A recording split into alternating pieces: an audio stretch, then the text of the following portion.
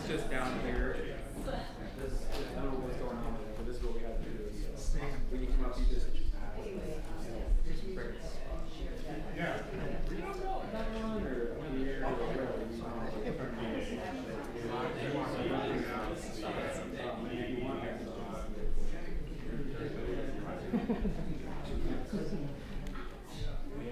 Are we really going to? You want me to do it? Are we really going to have a separate thing? Or are we just going to do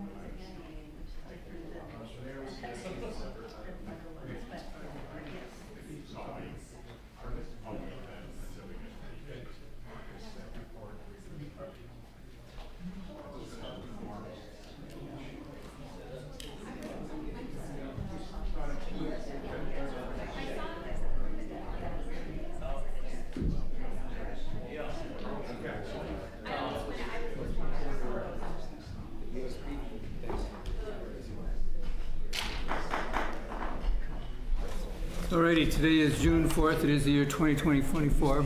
We are the City Council of Carmel-by-the-Sea. Nova, could we get a roll call, please? Yes. Councilmember Barron? Here. Councilmember Drama? Here. Councilmember Ferlito? Here. Mayor Pro Tem Richards? Here. Mayor Potter? Yeah. All are present. Bobby, would you lead us in the pledge with vigor? Stand, hand over heart. Ready? I pledge allegiance to the flag of the United States of America and to the republic for which it stands, one nation, under God, indivisible, with liberty and justice for all.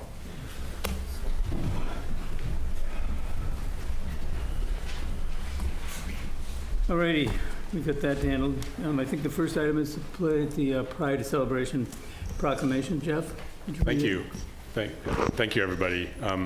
Every year when I do this, I like to tell a little story, a 2-minute story, and I'll tell you a story that I told for the first time Sunday. Sunday was June 2nd, and Pride Month started on June 1st, and it so happens that June 1st is my anniversary. And when I was giving this speech on June the 2nd for the people that had come to my house, that was the time at which I realized that the party at which I met Kevin in Dallas 33 years ago was probably a pride party. And I had never, we always have pride celebrations at the end of the month or whatever, and because of the scheduling this year, it was June 2nd, and the day after the pride party, and so everything was sort of fresh in my brain. And so I realized that I have this extra thing to celebrate, a personal thing for me to celebrate as of the 1st of June. And it made me really happy to think that. So for the 6th year in a row, I'm happy to read the proclamation from Dave and from the council. A proclamation of the City Council of the City of Carmel-by-the-Sea recognizing June 2024 as LGBTQ Pride Month.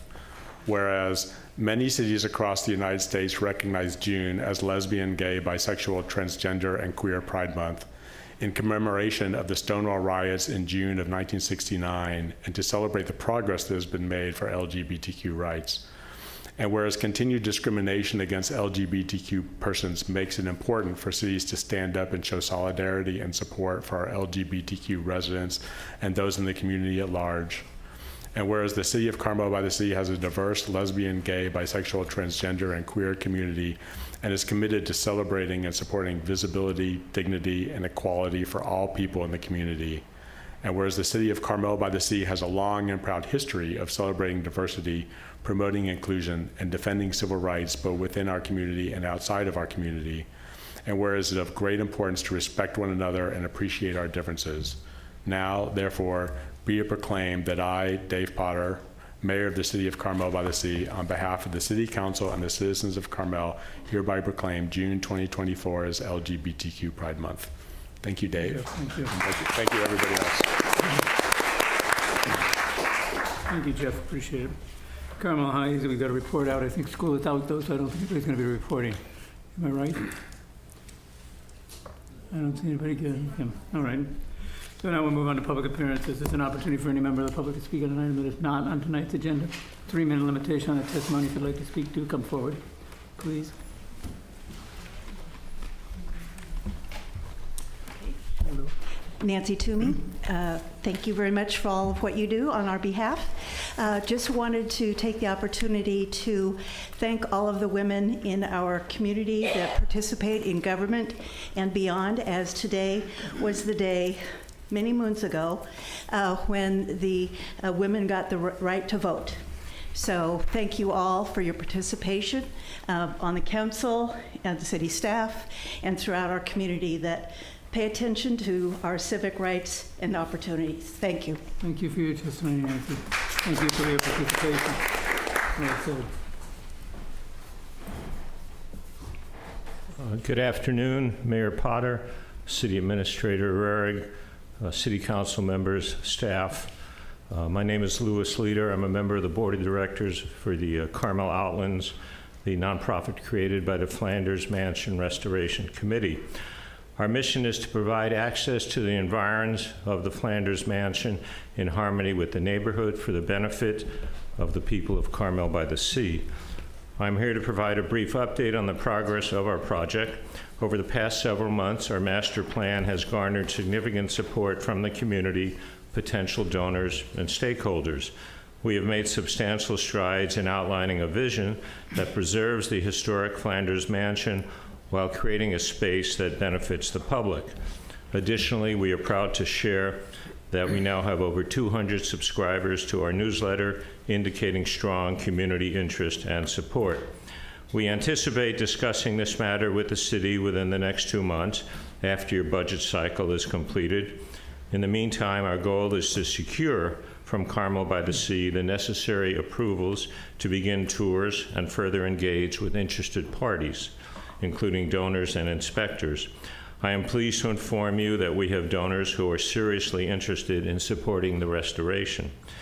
We kindly request a public acknowledgement from the City Council that we are on the right track. Such acknowledgement would greatly enhance our ability to attract further support and demonstrate the city's interest in this important project. To reiterate, we request to host regular tours for our committee and potential donors, which are essential for advancing the project. Thank you for your time and consideration. Thank you, Mr. Leader. Appreciate your testimony. Said I appreciate your testimony. Thank you. I'm sorry, Mayor? Said I appreciate your testimony. Thank you. Thank you, sir.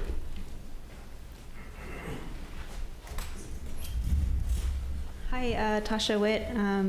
I just wanted to ask the council when the Astound topic will come back on the agenda, and if it was thought about bringing it to the Planning Commission as requested, and if you've thought about undergrounding all future infrastructure as homeowners are required to underground when they do a new home to make that equal, and also I haven't heard back about it. Thanks. Thank you, Tasha. Is there anybody else wishing to speak in the room tonight?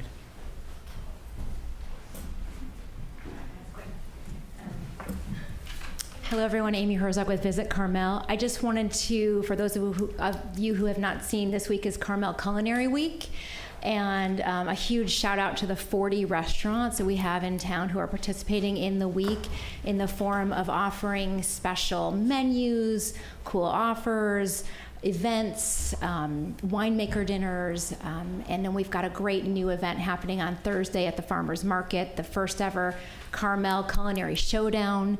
So that's free to observe to the public. Our honorary mayor will be kicking off that day at 11 a.m. So I hope you all come out and join us and go to our website and take a look at all the various things that you can take advantage of this week at our restaurants. Thank you. Thank you, Amy. Appreciate it. Is there anybody else wishing to speak in the room?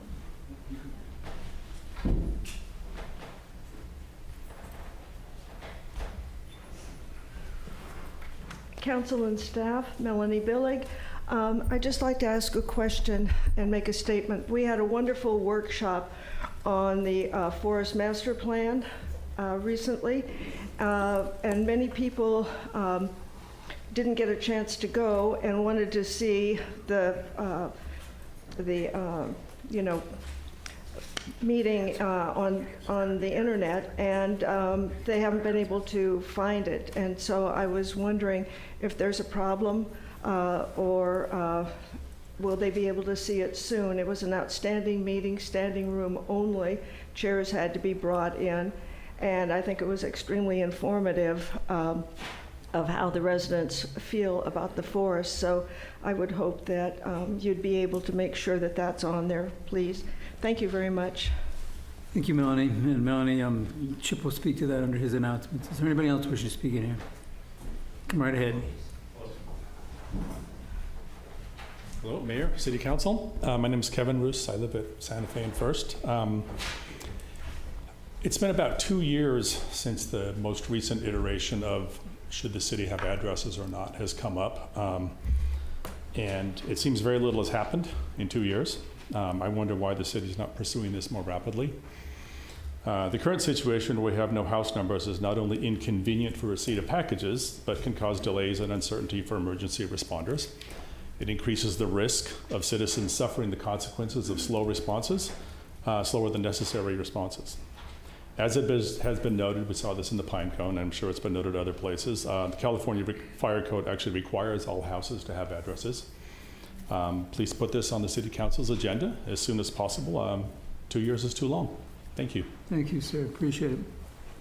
Anybody else wish to speak? Mr. Mayor, council members, my name is Hans Buder, and I'm coming before you today as a spokesperson for a group of citizens. I think you're familiar. We've gotten together over the past 6 weeks and sort of emerged out of the housing element process. And as just I guess a quick question, I might go a touch over, and so I'd ask for just a touch of indulgence there. 2 minutes. So the group is called Affordable Housing Alternatives, or AHA. And if you could go to the next slide. Yeah, it's a PDF. On the right-hand side, there's a little down arrow. Perfect. And if you click the X in the upper left, you can make it a little bit bigger. So, we're a diverse group, but our goal is to remove the city-owned sites from the housing element by identifying alternative sites and alternative means of satisfying the RHNA quota. It's a very diverse group, brought together by Victoria Beach and Christy Ramers. Victoria, obviously a former city council member. We've got Graham Robertson, the president of the CRA, Nancy and Tim Toomey, CRA board members, Dale Byrne, founder of Carmel Cares, Bob Delves, planning commissioner, Susan Press, the chair of the Sunset Center board, Mark Watson from Carmel-by-the-Sea, Rich Pepe, and myself. And if we go to the next slide, Nova. You could use the mouse, right? Or... And so we wanted to just give a quick update on our work. By talking to staff, Brandon and Marnie have been nice enough to help us. We've identified sort of 5 primary areas of focus, and some of these are areas where, the staff said, hey, if in a perfect world we had more time, these are areas we would have, dug into more. And so we've sort of broken up and we're researching these different areas. And I wanted to just give just a little bit on some of the things that we've sort of uncovered so far, and we're going to try to come back every month and give a bit of an update. One area where we've been digging into is ADUs, and we've been looking at other housing elements from other cities and towns that are somewhat comparable. And one of the things that jumped out to us when you look at Carmel, we have about 10 or 12 other small sort of affluent towns here. And as a percentage of our total RHNA allocation, only 10% of our units come from ADUs for reasons that I'll quickly get into. But if you look at some of these other cities, you can see some of them even get up to 70, 80% of their total RHNA satisfied through these means. And our total number is about 34 units. So one interesting thing that we found, and we'll get into why that matters in a second. The main reason why it matters is because ADUs are a really valuable way to get to, especially the low and very low income RHNA numbers, which are really hard to get to. And one of the reasons why, the current housing element puts them mostly on Vista Lobos and Sunset Center. You get, of all the ADUs that are allocated to you, 30% you get to count as very low income and 30% as low income. Sort of by default through an HCD rule. The the state uses a formula where they look at historical ADU production from 2018 through 2023, and it's formulaic. They say, how many did you produce each year? They take the average, and then they multiply it by 8, which is the number of years in the RHNA cycle planning period. One interesting thing is we got undercounted. So we were undercounting the number of ADUs as we reported each year, and you can help me on some of the specifics, Brandon, to HCD in our annual reports. And so as a consequence, even though the staff tried to say, hey, we actually produced more, the number we were multiplying by 8 was smaller than the number we actually got credit for, right? So we're trying to find these areas where we can pick up, some speed, with the boat here. And so that's just kind of a sample. One other area that we're looking at is just trying to find alternative sites that fit within the safe harbor for the state. And in the state statute that HCD uses, you need sites that are bigger than half an acre, with some exceptions. And one of the reasons why this is so challenging is there's only 41 sites that we've been able to find that are non-single family sites that satisfy that criterion. So we're digging into all of those. We're looking at all 450 plus sites in the city that are non-single family sites, and really just trying to leave no stone unturned. We're also going to start looking for contiguous sites with common ownership that may add up to half an acre. And so trying to dig behind some of the LLCs to see who owns what. So just a couple examples of areas we're digging into. Again, we're also digging into church sites, hotels, and opportunities in the downtown. And really, we just wanted to introduce ourselves as a group, and then create an opportunity for other folks in the community to get in touch with us. We're gonna have a sign-up sheet here tonight if you're interested in receiving update emails or potentially volunteering your time. You can also email us at citysitealternatives@gmail.com. That's singular, citysitealternatives@gmail.com. And we're gonna have a website that'll be launching in the next couple weeks, and we're going to provide an update, monthly at the council meeting. So, thank you so much for your time. Thank you, Hans. Appreciate it. All right, is there anybody else wishing to speak in the room tonight? Anybody on Zoom? Yeah. Joe Todd, go ahead. Joe, the floor is yours. Okay, can you hear me now? Yes, we can. Okay, great, because I'm on my phone, so it's a bit weird for me right now. Anyway, good afternoon, members of City Council and staff. Last Saturday, June 1st, at Sunset Center, from 10 to noon, I attended a symposium that was suggested, I guess, by Ashley Wright, and it was regarding wildfire preparedness, moderated by our Chief of Police, Paul Tomasi. Council members Karen Ferlito and Jeff Barron were there. And the room was filled with Monterey firefighters and the volunteer-based community emergency response team also, and 6 other organizations with tables filled with information. Captain Shelton from Pacific Grove was the main speaker. He gave up his Saturday missing a special event. And I want to thank all of you that participated there. A special thank you to a behind-the-scenes person, Wanda Volmar. And I have another note. The Bach Festival begins in July, and there are many free events listed in the brochures and online from starting July 5th. Thank you very much. Thank you, Joe. Appreciate it. Is there anybody else wishing to speak? Taylor, go ahead. Hi, my name is Taylor Ann Vaughn. Hope you guys are having a phenomenal day. I wanted to speak today about the proclamation that you had earlier. I have checked every single community around us, every town. I've checked counties, and every single one is doing one for the LGBTQ. But one thing that we're really, none of them have had so far, is recognizing the fact that June is also specifically men's mental health awareness month. And I find this to be ridiculous. Men commit suicide at a rate higher than women. In fact, in 2022, specifically white men accounted for 68% of suicides. I'd like that to sink in.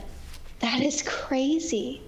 I think there's a lot of reasons that this is happening in the way that our community is, but I also think a really big reason that white men in particular are taking themselves out of here is because they don't get the recognition that every other group gets.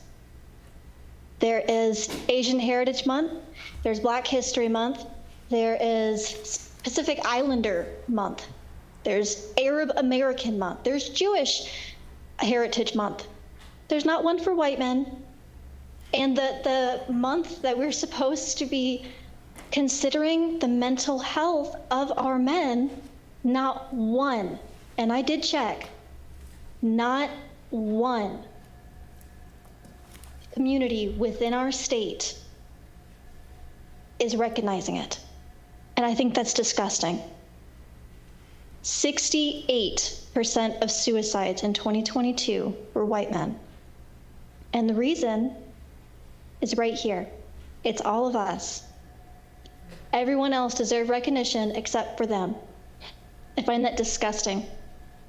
This whole inclusionary process for people is exclusionary to anyone deemed normal. We really need to stand back and appreciate our white, straight men. Thank you so much. I hope you have a great day. Thank you, Taylor. Appreciate it. Dave, I guess, is the next. Is that right? Dave, go ahead and unmute yourself. Can you hear me? Yes, we can. Yes, hi. Good afternoon. My name is Dave Christensen. I'd like to address the City Council on a proposal that I was made aware of regarding City Council's initiative to look at the acceptance of bringing in military-grade equipment to the police department. That's an agendized item tonight. You could talk to that during that item. Okay, my apologies. So I'll come back later then? No problem. That's item number 7, I think it is. Yes, it is.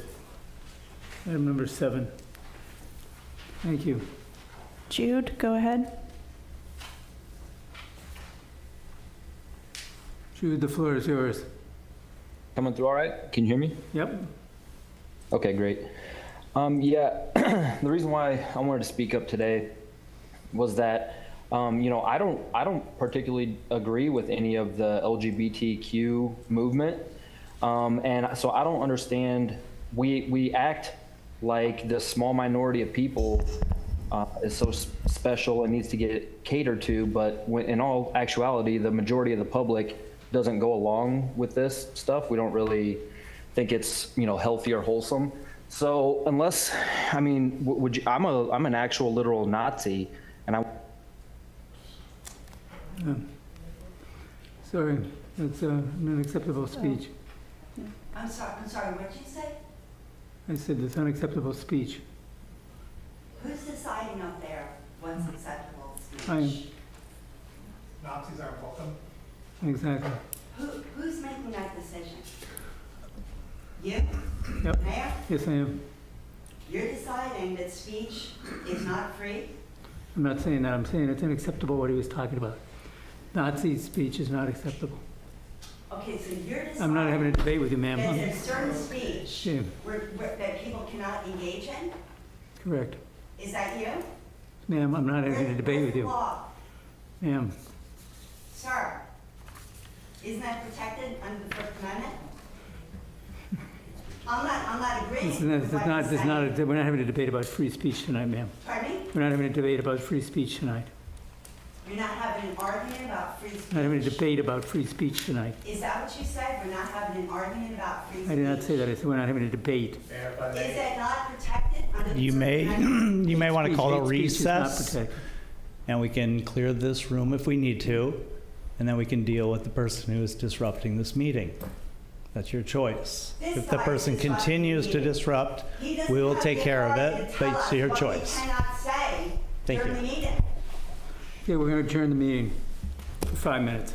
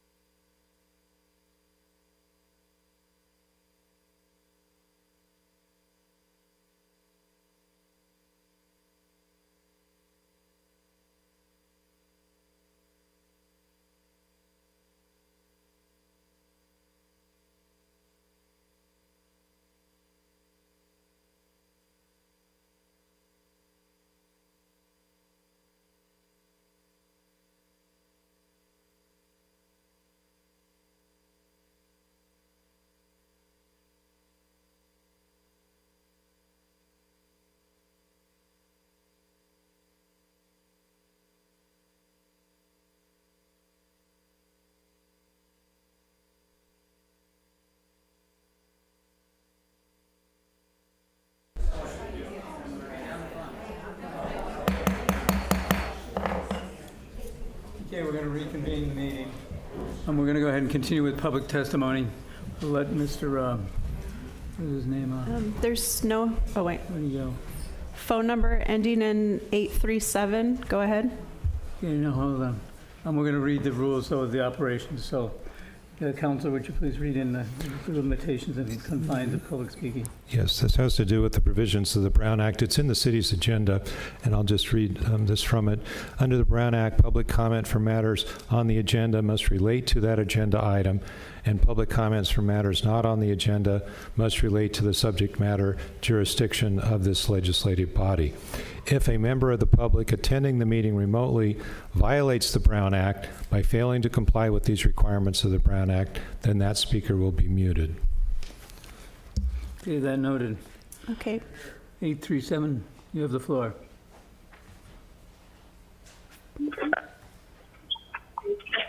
Hello, City Council. Can you hear me? Yes, we can. Hi. I lived in Carmel for many years. I kind of regard it as my home, and there's something that's really bothering me because Supervisor Potter, when he was supervisor, was a champion for the train.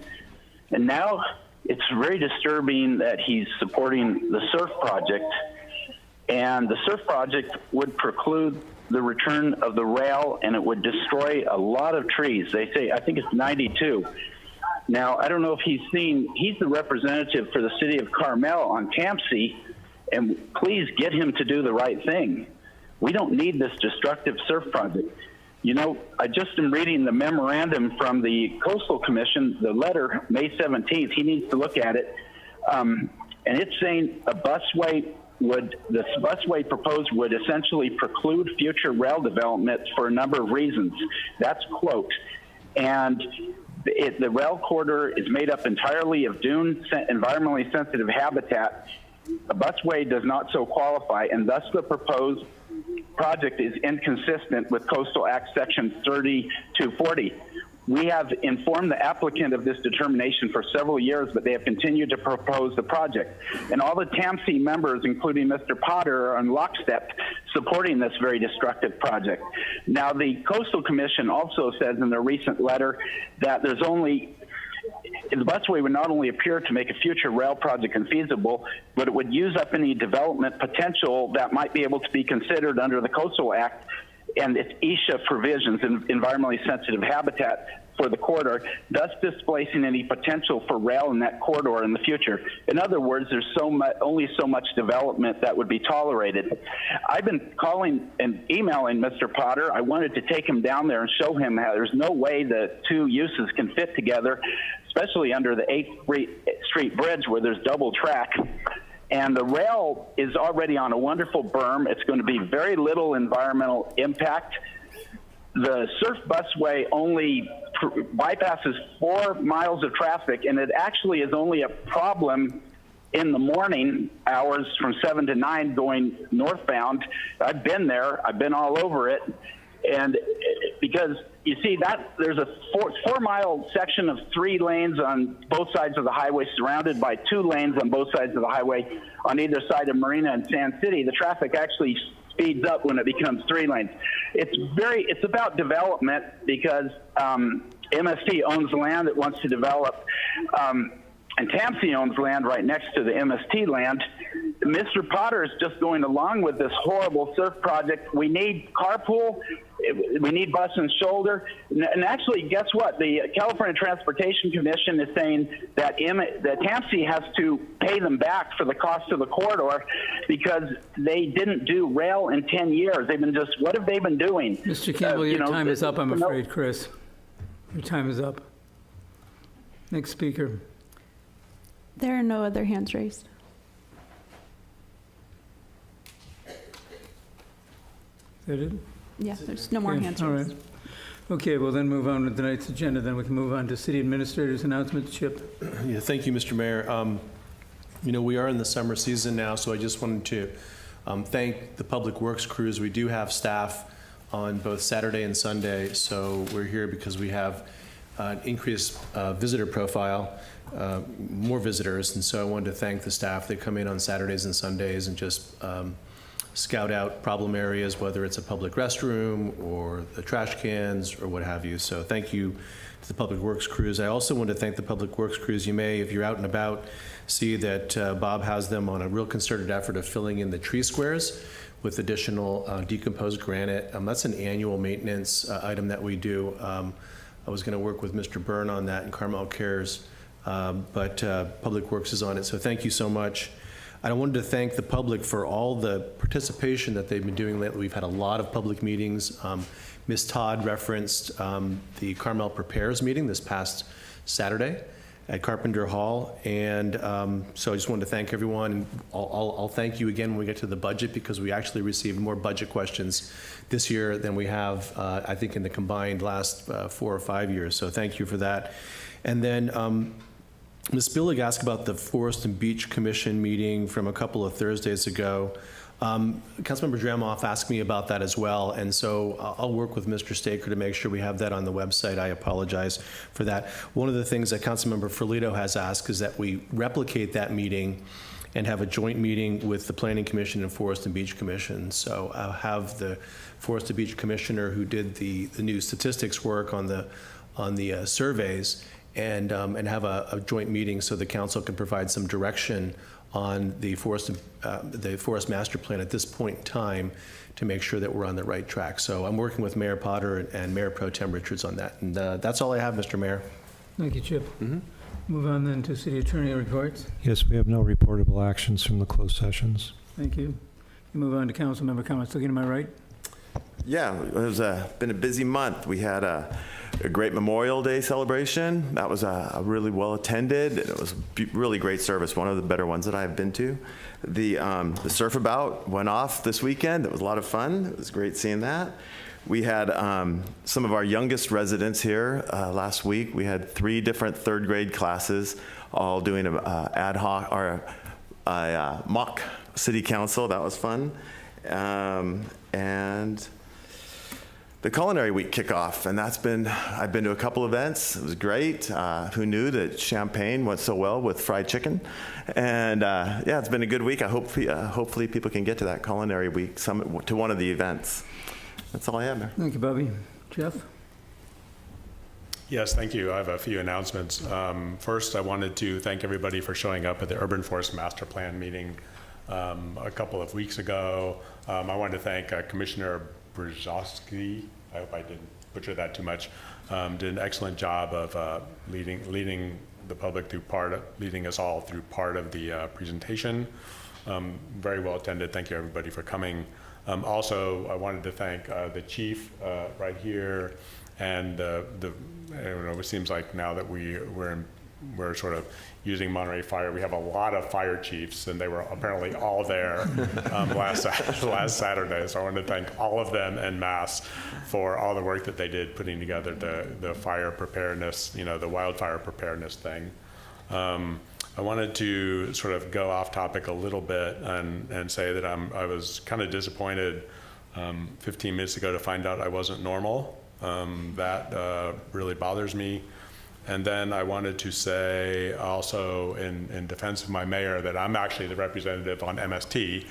So if I don't want the mayor to take all the heat for the bus lane. So if I've received a couple of emails about basically the same thing. And so to be perfectly honest, I'm probably maybe more responsible than Dave is, as much as either of us can be responsible for the bus lane singularly.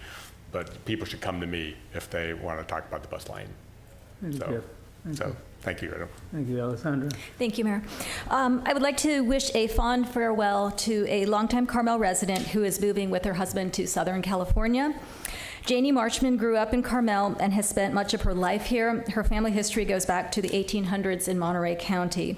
She loves Carmel, and every year she spent countless hours placing American flags to honor those who have served throughout the downtown on Memorial Day, Veterans Day, and the 4th of July. We will miss you, Janie, and we wish you all the best. Nice to see you, John. Thank you. Karen? Yes, I'm going to make my usual announcement about please don't put batteries in the trash. Batteries go in a plastic bag on top of the recycle cans. There were 52 fires at our district last year caused by batteries. And that can be very dangerous for the people that work at the Waste Management District. It can also be very dangerous to you at your home if batteries would ignite in your trash cans. Lithium batteries are also very explosive, so if you're charging up bicycles and other things, be careful. New York City's been having a rash of apartment fires because of people charging electric vehicles. So it's something to be aware of. They're even making announcements on airplanes these days. If your phone slips down between a seat or your iPad or something, it can create enough heat that it causes a fire. So we all have to be a little bit more cognizant of what we do with those batteries. And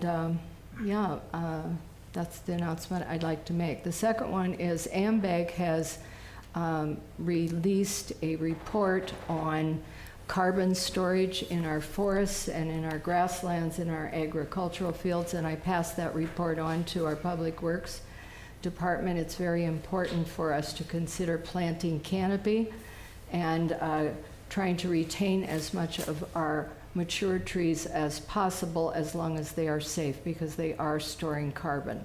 So there's lots more to learn, and thank you. Those are the two groups that I serve on, AMBAG and Regen. Thank you, Karen. I was fortunate enough to be celebrating my mother-in-law's 100th birthday this weekend, so she got deference over some of the events that I would have gone to normally. I did make it to the Surf About. I did make it to late, but I was there for the opening of the Carmel Culinary Week. I did make it to Memorial Day, but it was more festive for having my family in town. Quite the occasion, actually. She made more of a week out of it than just a day. And one of the things I did mention to Chip was that it was brought to my attention that perhaps we would be able to take a look at putting another restroom in the park up there, Piccadilly Park. So maybe we could go ahead and have a look at that. It's pretty simple. It's just to add another restroom right beside the existing one. It's really something we could put on a cocktail map and go ahead and design. I don't think it can be that difficult, but we'd like to get that on the list. Thank you. Right, that note, why don't we get on to the orders of business for today, then Resolution 2024. I thought, Oh, I'm sorry, we had the ad hoc reports, yes. You want to go first? Yeah, so moving forward with the ad hoc committee with the fire and ambulance, or the ambulance contract with the police department, or with Monterey Fire. We had another meeting on May 14th, was public, and our recommendation is to ask Chip to move forward with the, well, let me read it.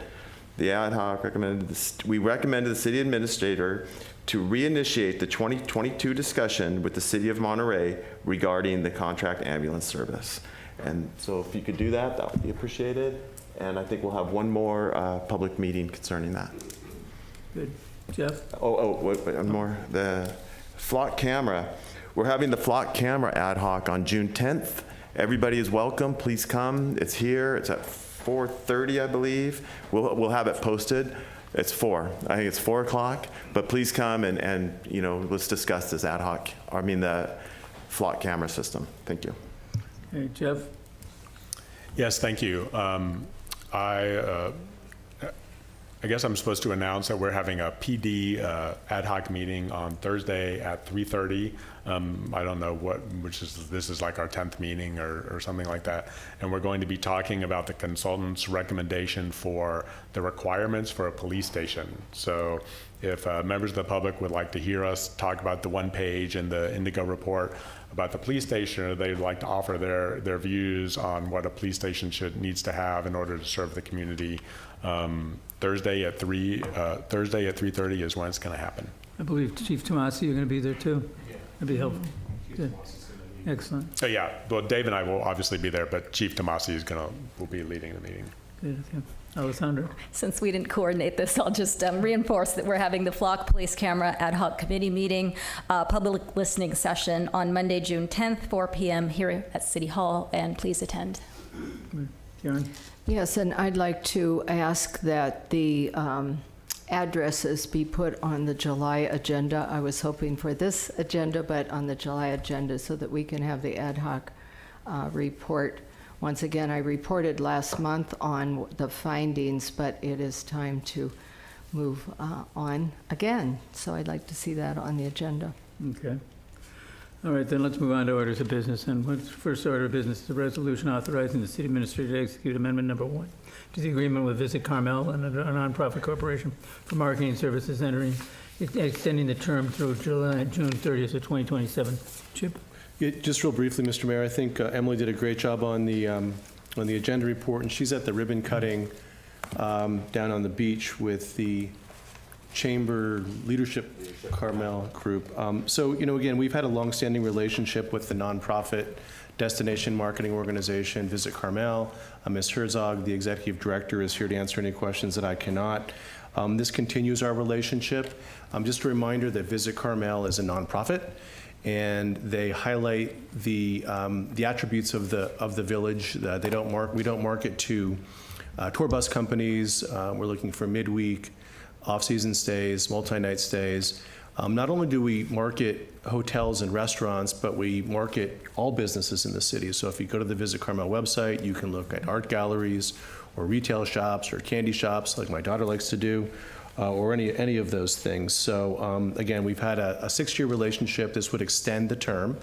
And then the city has been contributing marketing funds for the last several decades, quite frankly, to marketing the village.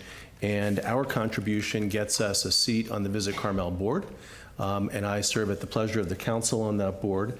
And so I'm able to translate the community's and the council's vision to ensure that pillars like destination stewardship are always highlighted. And destination stewardship is, we came up with the moniker of love Carmel like a local. There's no dog poop fairy here. There's no one who picks up after you. This is not Disneyland. So making sure that when people come here, they understand that people live here, and they need to be good stewards. So again, this is an item for passing a resolution, Mr. Mayor, and happy to answer any questions. Are there any questions that Chip by council members at this time? I don't see anybody. Is there anybody in the public wishing to speak to this item?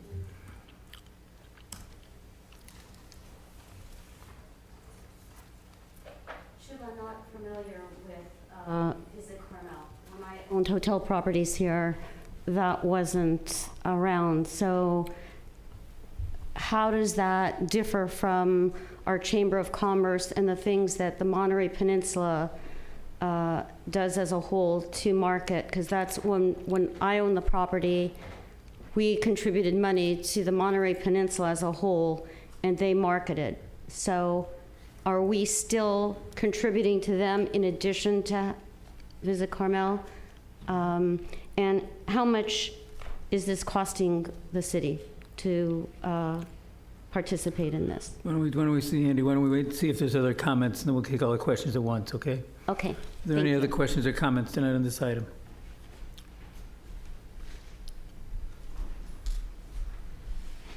Hi, I'm Christy Ramers. I wanted to speak to the funding we are putting towards advertising for our city. 2% of hotel taxes go to Visit Carmel. Couldn't we use this additional $120,000 towards making Carmel more safe and functional for our visitors? Putting so much money into advertising before we have done all we can to make Carmel safe and functional, like fixing our sidewalks, for instance, is a little like inviting people to a dinner but serving them on broken plates. I ask that this $120,000 either be reduced or allocated to something else. Thank you. Thank you, Christy. Appreciate your testimony. Is there anybody else wishing to speak?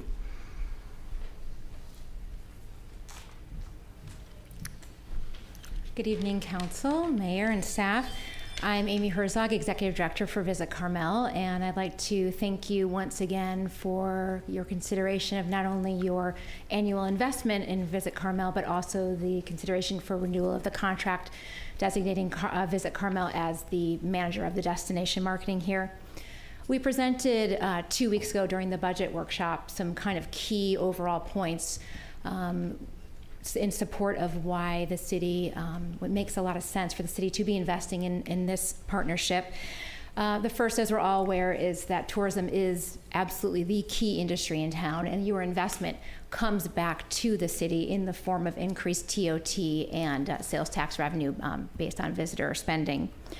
The other main point was that Visit Carmel is a world-renowned destination, and because of that, it's absolutely crucial that the city is involved as a partner in our destination marketing. As Chip mentioned, not only does that provide the city a seat on the board, but it also provides the city a voice to help, a very welcomed guidance to our marketing direction and our decisions. And lastly, Chip alluded to this as well. As you know, the hotels and restaurants do have their own self-sustaining funding sources, but the city's investment rounds out our marketing. It helps to support the marketing efforts on behalf of the retailers, the art galleries, the wine tasting rooms. In addition to that, the community events, the cultural performances, the performing arts at the Sunset Center, at Pac Rep, that's reopening now. The visitors really benefit from Visit Carmel's marketing of all of those activities that are going on in town. And then also there's the destination stewardship factor. As you know, we've leaned much more heavily into messaging the visitors when they're in market about visiting responsibly. And not only are we doing that as a marketing campaign, but it's just a foundational priority that underlines all of our marketing decisions. And the city's support is supporting that effort as well. And finally, the city's investment is also leveraging, as you know, a very robust, fully integrated, extremely professional marketing campaign. And there are incredible efficiencies in all of us working together on that. We together create a much more cohesive message and a much more impactful marketing program on behalf of the whole destination. And speaking of working together, it bears mentioning that Visit Carmel has a really productive working relationship with the other essential tourism marketing organizations in this area, specifically Sea Monterey, but also the MCHA, our regional destination marketing, and even our state's marketing agencies. Visit Carmel is your representative and representing the interests of Carmel-by-the-Sea amongst those other broader tourism agencies, just making sure that Carmel's priorities are heard and listened to. So in closing, I just want to reiterate that we really feel like we're a team, and it's a truly mutually beneficial relationship, and we really valued your continued investment in your partnership. Thank you. Thank you, Amy. Is there anybody else wishing to speak?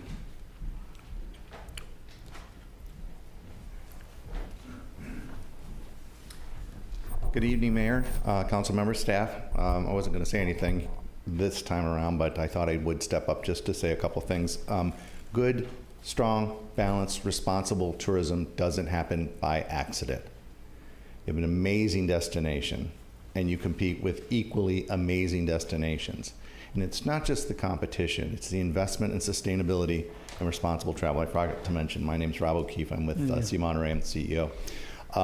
We have a great partnership, and you have a voice in that partnership, more so than you've ever had. Amy's not only working closely with us, she's on our board. And when she put together the stewardship program for Carmel-by-the-Sea, she asked me to be on that committee. And I'm the chair of the statewide committee for sustainability and stewardship. Everything is connected. And the things that we do to market a destination and do it in the right way, a sustainable way, promoting responsible, respectful travel, doesn't happen by accident, and it is something that you invest in. I think we're doing a really great job, and the leadership that Amy provides Visit Carmel is, in my opinion, I may be a little biased, awesome. Thank you. Thank you, Rob. Is there anybody else wishing to speak tonight? No, I don't see anybody on Zoom. Yeah, there's no hands raised on Zoom. All right, we'll bring it back to the council then for deliberations. Jeff, there was a couple of questions asked. Yes, sir. Ms. Carr asked about how it was formed, and so I guess it's almost a decade old now. And what happened, Ms. Carr, is that the innkeepers got together, they organized, and they decided to self-assess. It's kind of like a tax, but it's an assessment. So there's an overnight fee for guests, and they pooled their money with the intention on focusing marketing efforts on the village itself. So you can think about marketing as kind of a funnel where Visit California tries to attract people to California. Rob's group, who just spoke, Sea Monterey, used to be previously, it was the MCCVB, the Monterey Convention and Visitors Bureau. They attract people to Monterey County, and Visit Carmel focuses on the village itself, the 1 square mile, not outside the city. And so that's kind of the history of it. Several years ago, the restaurateurs had the same idea. They wanted to also have direct exposure specific to the village, and so they began a self-assessment. It's 0.25%, so on a $100 ticket, it's a 25 cents, it's a quarter, and that money is combined with the city money as well as the innkeeper money, and then it just broadens the reach. So again, it's celebrating our culinary heritage and assets in the village as well. We still do contribute to Sea Monterey, and that's an item that'll be later on the agenda for council consideration, but this is an item that is a resolution to continue our relationship, our agreement for marketing services on behalf of the city with Visit Carmel, as well as to allocate funding for it. How's that? Very good, thank Thanks. you. All right, Can I take a stab at this too? Because I know this subject pretty well. And for Andy, for FYI, this was kind of born out of the Innkeeper Association.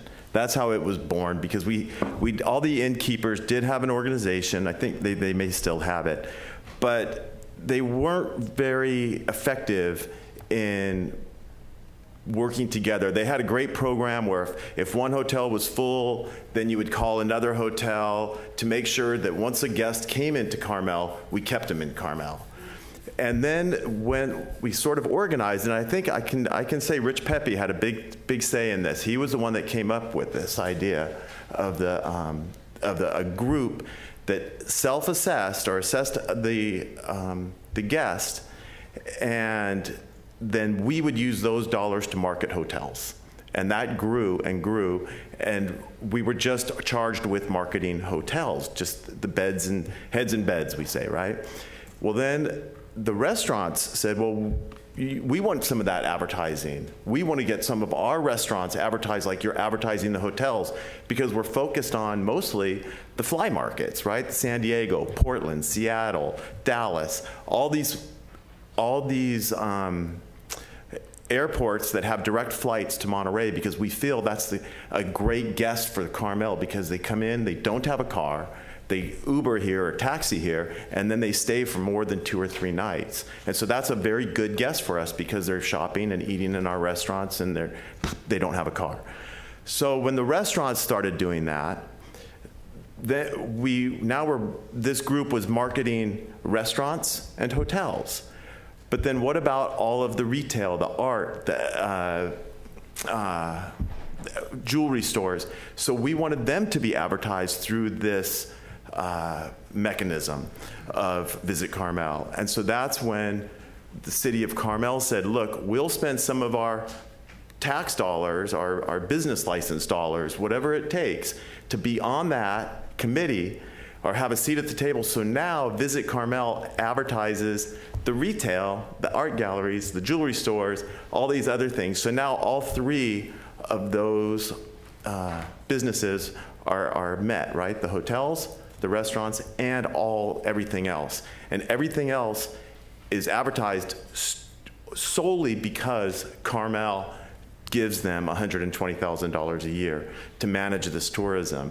And we try to manage that they try to manage that tourism for midweek, shoulder season, off season, so that we're trying to get that fly market to come in March 5th, where it's not a busy month. And so it's balanced out, because otherwise, if we don't manage tourism, then we're going to have an influx in the summertime, and then it might die off in the winter or the off seasons, and that's not good for our revenue stream. So I hope that's clear why that Visit Carmel came about.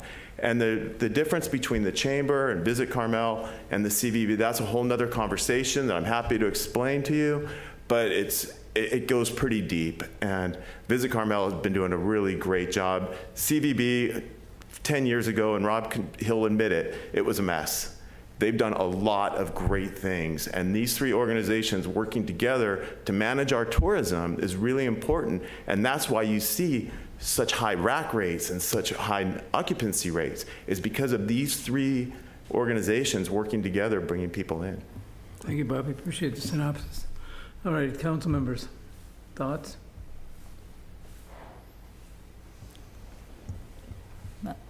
I'll go. I think it would be nice to have more resident involvement and say in the direction and amount of advertising and marketing of the city, as there's not unanimous agreement about the way things currently are. I would also like to request that the meetings be recorded so that citizens can watch them later. I'm talking about the Visit Carmel meetings. And the agenda and past minutes are easier to find online, just in the name of openness and transparency. I'm also concerned about the fact that this is a 3-year agreement. I would rather see it as a 1-year because we'll likely have a new council next year, so they can renew it and we can have this public conversation, because there is concern that we're over marketing. And I realize in stating this, I'm touching the third rail of Carmel politics, because I know you're not supposed to touch Visit Carmel, but I am hearing this from people, and I think it would benefit the community if we did have this discussion. Thank you. Thank you, Alessandra. All right, anybody else? Yeah, I'm happy to go. I think that from my perspective, we, excuse me, the things that, especially that Chip mentioned about sustainable tourism that were sort of reiterated by Amy and Rob, I think this stuff is important. And I think that, I have had, a couple of, sort of candid conversations with Amy about what I think about, the little details about what they do, but I think that they do a good job. And I think that the fact that they do what they do is important. It's important for this community. I think that what Bobby's perspective that the $120,000 gets us retail marketing as well as restaurant and hotel marketing, that is a piece that is missing, from sort of the limited budget of the Chamber of Commerce. And I also think that that is important. So I'm happy to support the resolution. That feels like a motion. Yeah, I will make a motion to adopt resolution 2024-42. I'll second. Go ahead. I'll second it. You have a motion and a second. Any other discussion? Nova, you want to call a roll? Councilmember Barron? Yes. Councilmember Dramoff? I'll say yes. Okay. Councilmember Ferlito? Yes. Mayor Pro Tem Richards? Yes. Mayor Potter? Aye. Motion carries. Well done, thank you. I would like to make a brief statement, though, that I think that this Visit Carmel does do a wonderful job, and this is something that we don't have to have another staff person to do and pay for retirement and training and so on. And the sophistication of the Visit Carmel websites is really something. So, yes. Good point, thank you. All right, why don't we move on to item number 2, which is Resolution 2024-043, authorizing the city administrator to execute an agreement with Keep It Simple for the installation of configuration of network firewalls and associated switching hardware in the total amount not to exceed $109,998 for a combined term ending to July 30th, 2029. And Mr. Saker has promised to keep his presentation simple. Thank you. Honorable Mayor, City Council members, staff, this is my first time to present before you, and I'm grateful for the opportunity. I come to ask you for your support in Resolution 2024-043 that authorizes the City Administrator to execute a contract with Keep It Simple. We're going to replace our old firewalls with new firewalls. There's not much more to it than that. I'll add to get some airtime. I told you about cities being hacked, and the city that I referenced, we can talk about it offline, but it's very, very close to my wife. And so again, the ransom from the hacker is between 5 and 10% of their general fund. And they're having to go through an attorney mediator to get their data back. Confidential information about the employees is being held. So Joel's done a great job since I've been back for almost a decade at ensuring our safety. And sometimes it's a pain with this 2-factor authentication and YubiKeys that Paul has and all this other stuff, but he does a really good job. So thank you, Joel. And consistent with your message a few months ago, again, this is an item that's not on the consent agenda because it's over $100,000. So thank you, Joel, and thank you, Council, for your consideration. This is a wise investment. Happy to take any questions. Is there any member of the public wishing to speak to this item tonight? I don't think any on Zoom. There's no hands raised on Zoom. All righty, we can bring this back then. Council members. Yeah, I'll make a couple comments. I'll reiterate Chip's comments. Two-factor authentication is important for everybody, especially for people that work for the city, you know, but everybody. And Joel, I think you're more dressed up than anybody that's in come before us that's in here today. So next time you can if you ever have a next time, maybe you could tone it down a little bit. You're making us all look bad. Bring it back. So I'll make a motion to adopt resolution 2024-43. I'll second it. Okay, we have a motion with a second. Nova, could you call a roll, please? Yes. Councilmember Barron? Yes. Councilmember Dramall? Yes. Councilmember Ferlito? Yes. Mayor Pro Tem Richards? Yes. Mayor Potter? Aye. Motion carries. All right, why don't we move on to item number 3, which is resolution 2024-044, approving a 3.959% rate increase to charges by the cities and franchise hauler, Green Waste Recovery, for the collection of solid waste, recycling, and organics effective July 1st, 2024, and approving amendment number 3 to the memorandum of understanding between Region Monterey and member agencies for fiscal year 2024-2025. Hello. Thank you, Mayor and members of the City Council. So this is a two-part item. The first is adopting the resolution for the rate increase, and the second is for a memorandum of understanding with Regen. And both of them would be effective on July 1st. In 2014, the council approved a 15-year franchise agreement with Green Waste, which expires on June 30th, 2030. The agreement allows for annual rate adjustments, and the cost of the disposal and processing at Regen facility in Marina, as well as inflationary adjustments to Green Waste Recovery labor and operating costs. It includes the franchise fee of 13% as well. HF&H are consultants under Green Waste Recovery, and they reviewed the request, and it resulted in a 3.59 rate increase due to inflation of labor and material. And originally, Green Waste Recovery had requested an increase of 3.95%, but it was reduced to 3.59% after review by HF&H. The current rates for the residential 32-gallon rate is $51.91, and it would be going up to $53.78, which is an increase of $1.87. So last year, the council approved a 3.71 rate increase. In regards to the regional state bill S 1383, in November of 2020, CalRecycle issued regulations to implement SB 1383 with the goal to reduce the amount of organic materials being landfilled by 75% by 2025.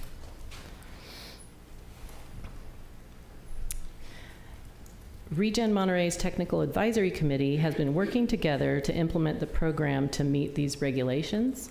The Memorandum of Understanding update for the 2024-2025 regional implementation costs for Carmel is $11,225, and it's covered as part of the Public Works budget. City staff coordinates with Green Waste Recovery on implementation locally, including outreach to non-compliant residential and commercial accounts and implementation of a waiver program.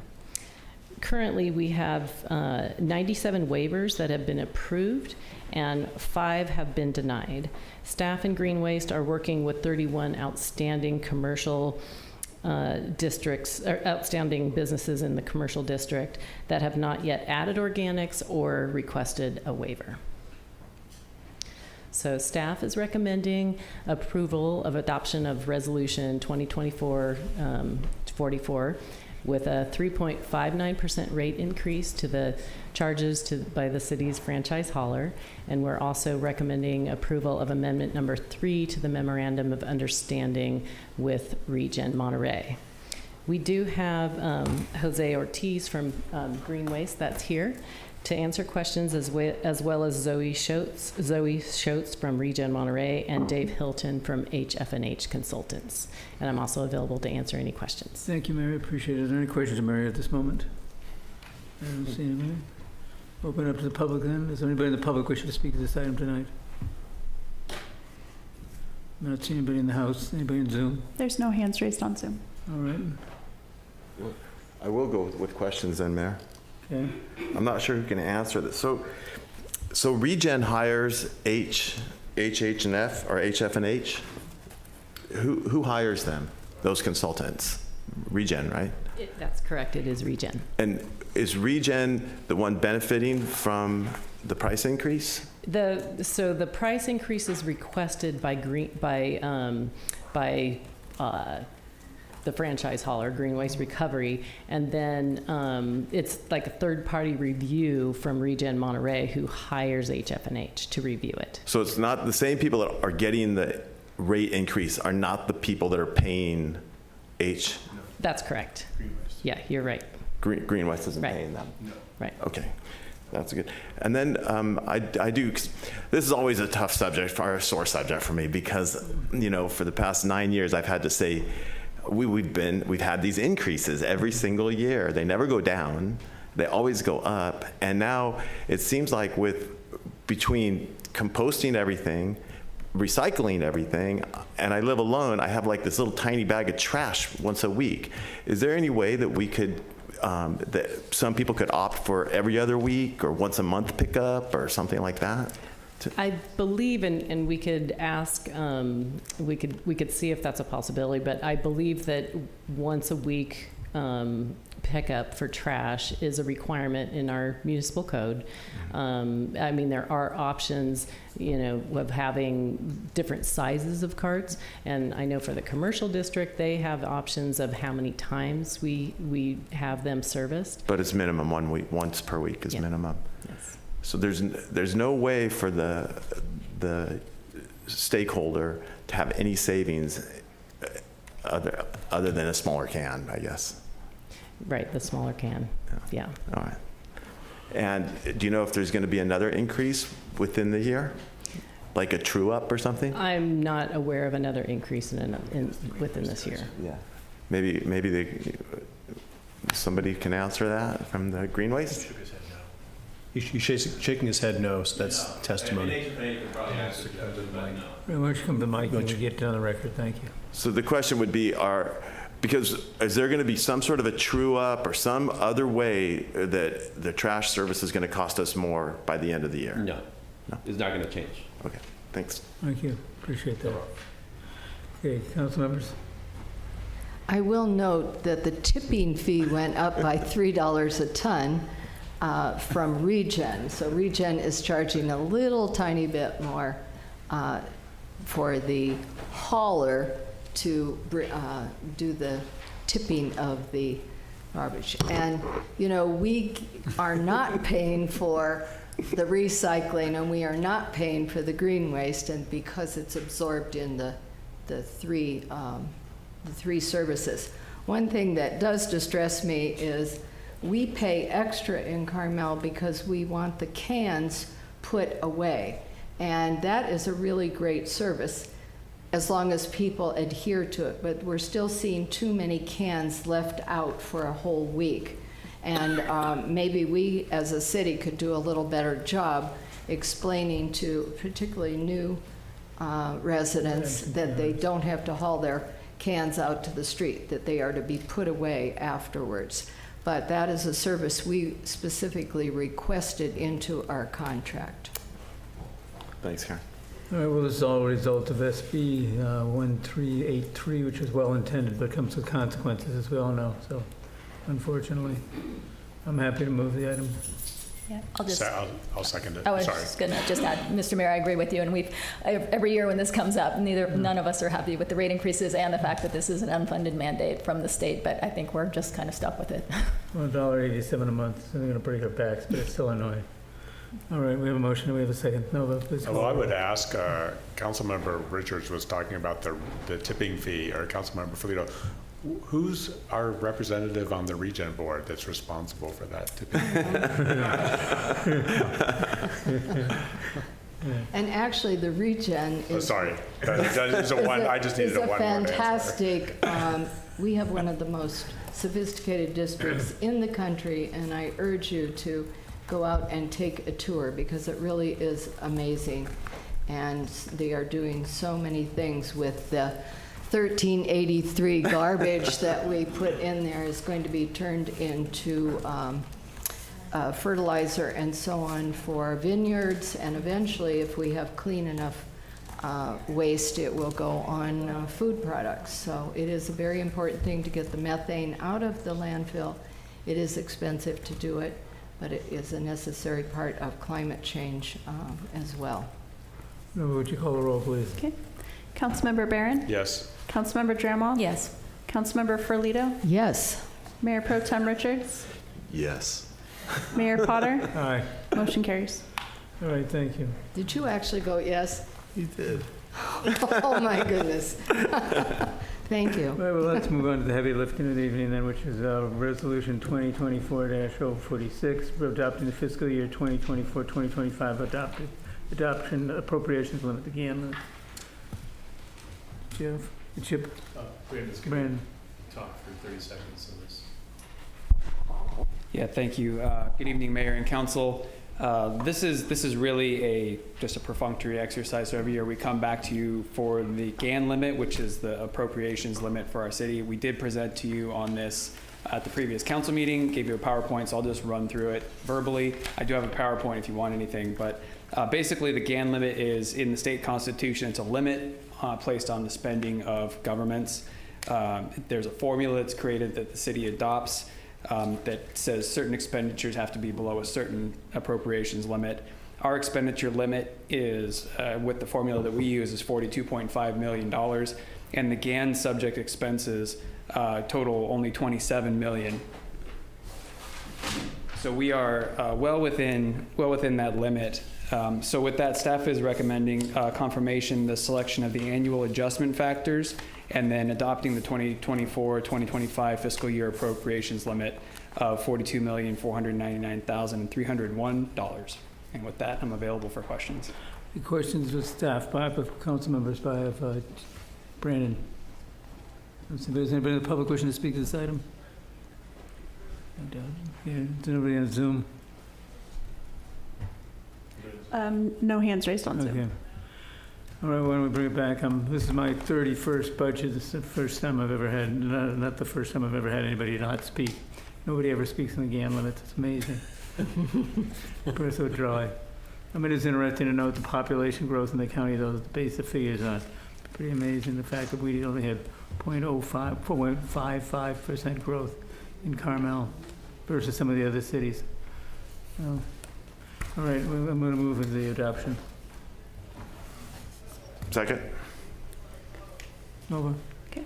Councilmember Barron? Yes. Councilmember Dramoff? Yes. Councilmember Ferlito? Yes. Mayor Pro Tem Richards? Yes. Mayor Potter? Aye. Motion carries. And next is adopting the fiscal year 2025 or 2025 annual operating capital budget. And if I may, real quickly, I just wanted to thank again the community. We really beat the drum this year trying to get individuals to review the draft budget, come to our special meetings, ask hard questions or easy questions, and you did that. So we're really grateful for your involvement in probably the singular most important topic the city deals with, the council deals with on an annual basis.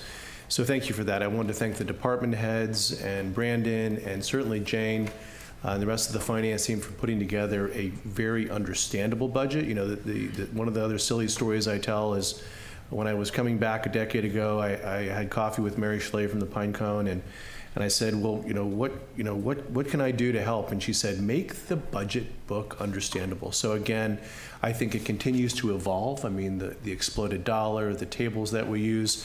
I think it's a very approachable document. We're always looking for opportunities. Brandon did a great job this year again. at making the tables more understandable, making them more clear. My picture's in the budget book this year, which is the least important part of it. You took it with the sun shining in my eyes right out front there. So again, just thank you. We do have a balanced budget, which we're required to do by state law, and we're very pleased with that. However, we need to continue to watch both our expenditures and our revenues. So I don't want to be dour, but we either need to come up with a new revenue source, or we need to look and scrutinize our expenditures very, very closely, because in future years, we will not have the fund balance that Brandon will tell you about in a minute to enable us to spend a lot of money on deferred capital work.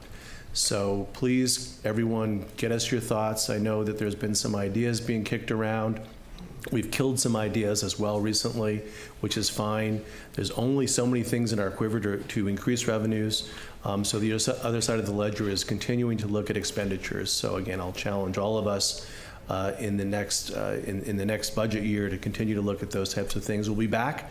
If you adopt the budget tonight, we'll be back in January for mid-year review. And thank you again for everything that you've done, Council, for your guidance on this. Thanks, Mr. Mayor. All right. Thank you, Chip. Well, thank you, Chip. That was, you stole a lot of my thank you thunder, so I'll save that for later. But good evening, and thank you, everyone, for being here tonight. I do want to let you know that we, as staff, had to twist Chip's arm to put his picture in the budget book. It was not something that he wanted to do, but we made him do it, so it wasn't a Chip thing. So we're here tonight to discuss the budget that we're asking you to adopt. A few updates. As you know, we've been through this process now over the past few months, started in March discussing our CIP. April and May, we talked more, had workshops, and so this is where we ended up at. From the last version that you saw, we have made some narrative changes to the CIP and other non-substantive edits, cleaning up some language, making language more clear. But as far as numbers, there's very few changes.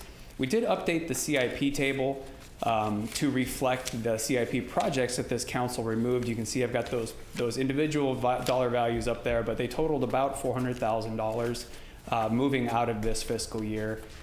The other change that you'll see is an updated project fund balance. What this is the request to better represent our Section 115 pension trust.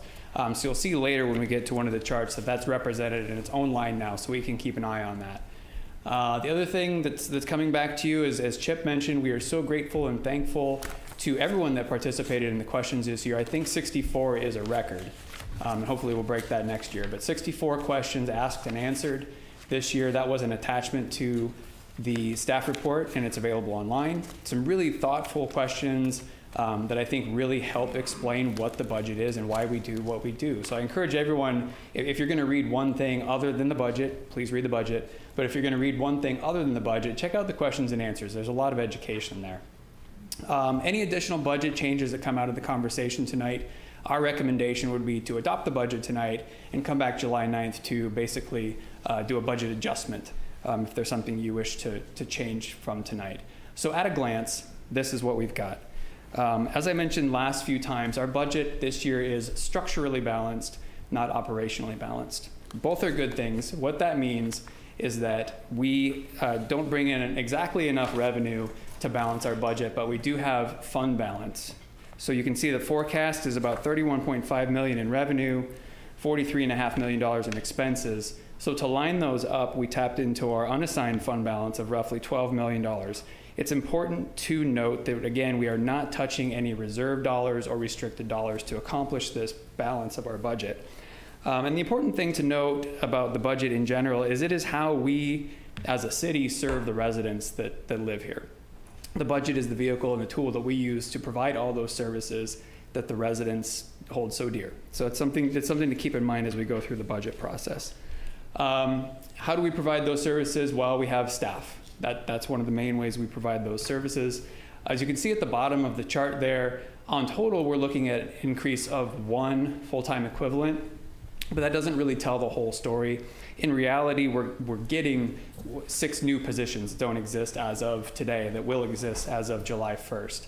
The way we're accomplishing that is by reclassifying some positions to better serve the goals of the community and the council, and then also by doing some cleanup post the police department negotiations, and we talked about that last time. So that's how we get to there. So revenues. So we got to bring in revenues if we want to provide those services to our community. And this is how the revenues shake down. As we all know, this isn't a secret. We have our big three revenues. We have sales and use tax, property tax, and TOT. When you add the three of those up together, that's roughly 82% of our budget. So a really sizable chunk of our budget. So when we get the money, then we spend the money to provide those services. Our two major expense buckets, as you might expect, are salaries and benefits and those capital projects. That totals about 65% of our budget. So you can see our budget is made up of large amounts in pretty concentrated areas. So these expenditures, what do they go to? How are they serving the community? I keep talking about the budget as how we serve the community. Well, this slide right here, Councilmember Barron's favorite slide, the exploded dollar, is really showing you at a glance, at a little bit lower, more detailed level, of where those expenditures are going. You can see that, we've got legal fees, planning, ambulance, fire, police, and all those numbers are up there for you to see. This is just really more a specific snapshot of how we spend our dollars. Chip? Yeah, and if I may, thank you, Brandon. I think one of the categories, the expenditures on it, that's really important to note is our debt service and how low that is. And again, if you look at any city, or certainly an agency comparable to ours in size, in revenue figures, or number of staff or residents or what have you, it's a very, very low number. And I'm not suggesting that we go into debt for any, just for anything. But again, we do have the ability to service additional debt if you so choose for a specific project as they come up. So it's an important number to look at. It is. I mean, absolutely. If and when, debt can be healthy. Healthy debt can be healthy. If and when we need to use that debt, we're well positioned to use that to fund a project that will, again, serve the community. That's what we keep coming back to in the message of this budget. So another way we serve the community with our budget is through those capital projects that the Public Works Department takes care of for us. So where do those capital dollars go? That's what this breaks down for you by type of project. Facilities projects, these are maintenance and care for our buildings and our, City Hall, all the buildings that we cherish, the libraries. That's about $4.5 million. Our streets, you can see there's a lot of that work going on right now that you can see out there, and the streets are looking great. That's about $4 million. Drainage, which Chip loves to talk about. It's one of his favorite topics to talk to you about. We don't see it, but it's really important. That's about $1.5 million. And then we spend about $1 million on the environment. This is, stewardship of our environmental resources. So that's where the capital dollars are going. We talked about fund balance quite a bit this year because it became a hot topic. I just want to remind everyone that it's using funds. It's a type of accounting that uses these funds to house and track specific types of revenue in and specific types of revenue out. It's a type of accounting that we do. So we have numerous funds, and I'll show you a slide next. But fund balance explained basically is at the end of a year, any of the revenues that we collected that were not expended on budgeted expenditures go into a bucket. Think about it as a bucket. So if you look at the image on the left-hand side there, it's meant to be like an old school trash can, basically. At the end of June 2023, we had $32.7 million in this fund balance. That was revenues we didn't spend. Then if you look at June 30, 2024, we had 37.3, which means we picked up a surplus of 4.6. Going into the next fiscal year, 2025, we're going to be using those $12 million, as I mentioned, to pay for those capital projects. The delta between our budget, the reason we have to functionally balance our budget, structurally balance our budget, that gets us to 25.2. The two images on the right-hand side, if you look, are basically, if you're looking at any 1 year in that bucket down from above, you can see how the different types of fund balances are allocated. So we have unassigned, restricted, and reserved. The restricted and reserved funds are the ones that we talk about that get squirreled away in a treasure chest with lock and key. Can't touch them. We can touch them, but we don't. We've only actually done it once, and it was during the COVID pandemic. The unassigned fund balances are those funds that are a little bit more liquid for the council to use if need be to balance the budget or do other things like that. But we don't use those for ongoing expenses. We would never spend an unassigned fund balance for a new employee or a long-term program. They're one-time monies, one-time expenses, because we can't guarantee they're going to be there year to year. So that's an explanation of those. And this was, kind of a goofy thing that we did, but I think it does a good job of explaining. So this is a representation of where we're going to end 23-24.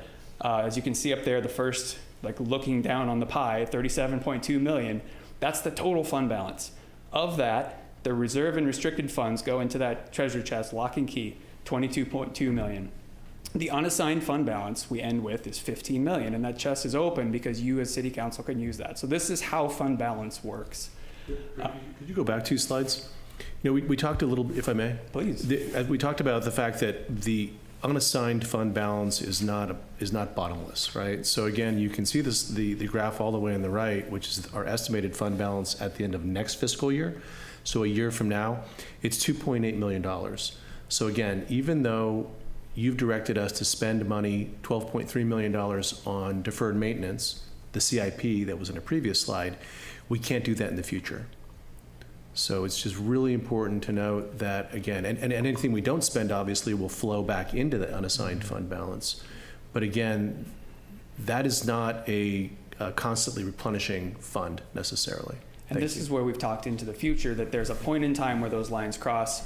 Right now with projections the way they are, it's 2027-ish, but we don't know for sure. But certainly we're at that point going to either need to look for new revenue sources or significant expenditure cuts. And that's what we keep talking about. Brandon, can I just Please. add something on that last slide?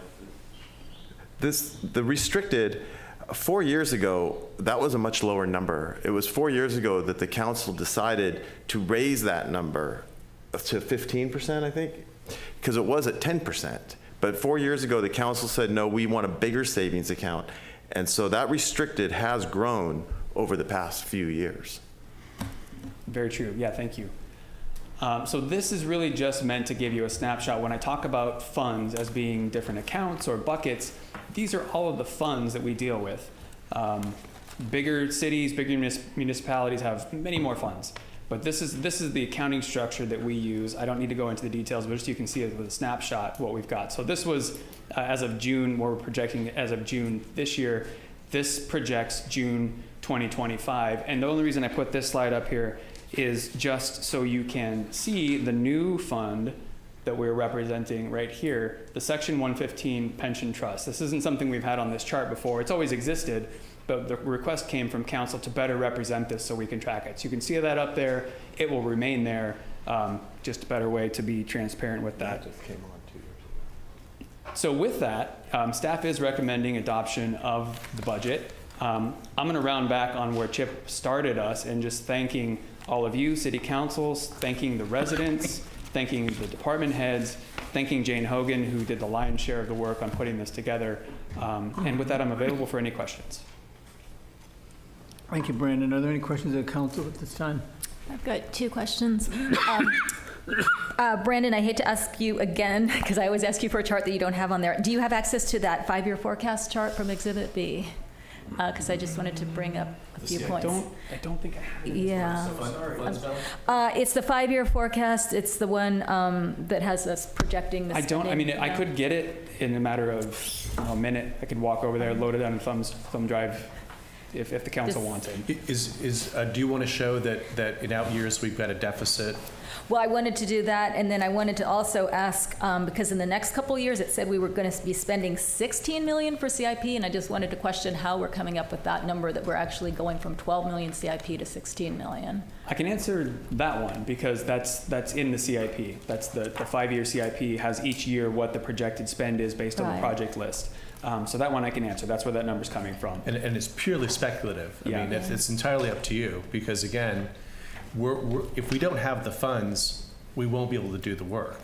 We won't be able to do that capital work. So it's just meant as an example, if we were going to continue with the pace of capital work that we're currently on, that we would run a deficit balance in the out years. Well, this is what concerns me, and I've been saying this last year and I'm saying it this year, is that we are using this reserve money to do so much spending on capital improvement projects, and then not only were we doing 12 million last year and this year, but now we're saying we're going to be doing 16 million. So that's why I wanted to sort of point that out to the public and make them aware of that. And just one, it's not reserve funds, ma'am. It's a fund balance. It's unrestricted, but you're right. We don't have the money in out years. Right. Okay.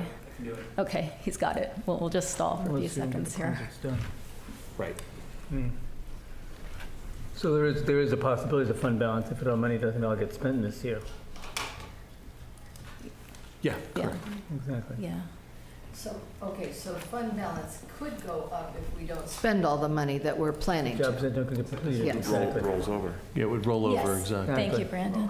Yeah, but one of the goals we have is, because you've told us you'd like us to roll out capital projects more rapidly, Right. is the vision of hiring a second project manager, getting away from consultants to some degree, and having a second project manager so that we can get more work done. So on this one, so if we can just point that out to the public on there, where Yeah, so you can see, so the point, I believe, and Councilmember Drama, correct me if I'm wrong, but I think the point you're trying to make is the point in time where we were talking about our surplus Right. and our fund balance right here. You can see in the 27-28 projections, right. our fund balance goes to a negative. Means that that's where we'll, if all of these projections for capital improvement project costs were to be correct, which, as we mentioned last time, our trend is not to spend exactly what we do every year. There's typically 50 to 60% that we spend, and then the rest goes to next year. But so this projection may go out in the future, but even with that, there is a point in time right now where we're trending that these lines will cross, and the fund balance will no longer be there when we show up at the beginning of the next year to balance the capital projects. And right now, we've got that at fiscal year 27. 27-28 is the projection right now with full, that would be full expenditure of all the capital dollars set out of the CIP. Right, got it.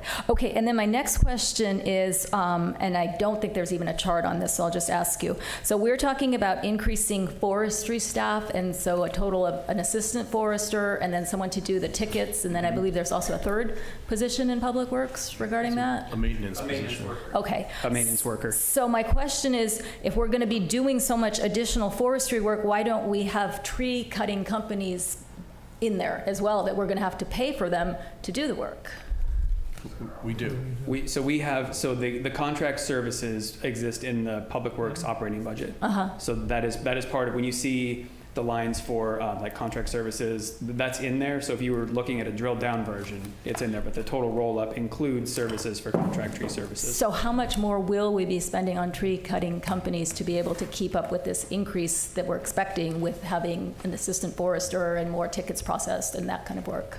How much more versus say last year? Yeah, how much more will we be spending on this? I don't have that answer, but let me look to Bob Herreri and see if he's got a year over year comparison of what we're expected to spend for tree contractor services FY 24-25 versus FY 23-24. And I can just keep going, Bob. I can just keep vamping and saying words until you come up here. So, and ladies and gentlemen, Bob Herreri. Thank you, Brandon. Thank you for the question. This new budget, we've tried to put together a 3-year catch-up plan for the outstanding work of 800 and something stumps and hundreds of dead, dying, or in poor condition trees. It's not. We're not going to get caught up. We might not get caught up in 3 years. Hopefully, us, But it's a starting point. In terms of the budget for this current fiscal year, contract services for forestry predominantly covers tree work, but it's also landscape maintenance and some other things. We had 1.2 million. In the new fiscal year, and we're going to spend all of it. And so our recommended budget last year, Councilmember, was $941,000. Okay. So what was your number, Bob? I'm sorry. I have 1.2. So it's about in the amended operating budget for forestry contract services. So we added on after we the added on storms. for, yes, that's correct. And then for next year, we're proposing 1.4 million. So it's a little increase. So perhaps this coming up year would be like one extra company that we hire, and then the following year would be a second company based on those numbers, like 200,000 per contract? No, in fact, in July, you'll see requests for change orders with the 3 existing contractors for another year. So we have Community Tree Service, West Coast Arborist, and Topes Tree Service. So we'll start with a new batch of money for them to do a lot of tree work over the next fiscal year. We'll come back mid-year if necessary. And it also includes, we have one contractor for landscape maintenance. Okay, got it. Thank you. I appreciate that, and thank you. Right, so we would continue with the same contractors through next fiscal year. But just give them more work to do. Yes, there's plenty of work. Got it. Thanks. Sorry, I didn't mean to put you on the spot. Are there any questions by council members? We like it when you put them on the spot. Is there anybody in the public wishing to ask questions, comments tonight? Anybody in Zoom? There's no hands raised on Zoom. Oh, Tasha. Hello, everyone. Tasha Witt. We have page 15 of the city budget. Brandon? Hey, Brandon. Can you pull up page 15 of the city budget? I think it's page 15. It's a flow chart. Of the budget? Mm-hmm. No, it's the one with the flow chart of who makes the decision-making about the budget. Okay, so Budget book itself. the city budget report. I think it's page 15. Page 15 is the blood up dollar. It's a flow chart. $1. Flow chart saying who makes the decision-making for the city budget. You mean the organizational chart? In the budget or the staff report, or which document do you want me to? I think it was in the city budget staff report. This one, Ms. Witt? Yes, that one. Okay. Page 18. Page 18. Yeah, thank you. So our budget is 7% higher than last year. Staff pointed out the reserve funds balance will go away in about 2 years. The staff talked about fixed costs the cities have, but didn't discuss how non-fixed costs in areas we could tighten last time. The city council asked residents where they'd like to cut the budget. City council acknowledged last budget meeting that there were 34 resident letters with ideas, questions, and suggestions. Residents asked for a 5-year comparison of salaries and also to reevaluate the budget in comparison for over 5 years, which was not available. Residents asked, without affecting current staff salaries or pensions, whether with the 7% budget increase and the depleting fund balance, whether a hiring freeze is prudent, and whether new hires could be offered a different type of pension, maybe a 401k type contribution, so we're not adding to our growing pension liability. Last time, staff and 2 city council members talked about funding new sources rather than controlling growing spending. You're still trying to find that flow chart. At a minimum, I'd like our city council to push back on the city budget as constituents have requested. We need to plan on business owners and homeowners. They need to plan their own budgets related to taxes and bonds that could be coming with a new police station, et cetera. I really was disappointed last time that no one spoke up about residents' concerns. And then here's the chart I was talking about. At the top of our city budget is the Carmel-by-the-Sea residents as the decision makers who speak to council, who speaks to the city attorney, to the city administrator, staff, and so on. And I feel like the report is coming from the bottom up to the top. And I just want you to consider the letters. Thanks. Thank you. Is there anybody else wishing to speak tonight? Andy, come forward.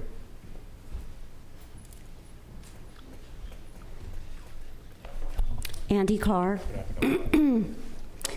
I agree with Tasha Witt. I feel that this is not physically responsible and there's no physical discipline, and that should be coming from the council. I feel that there are too many employees and too many capital projects at one time.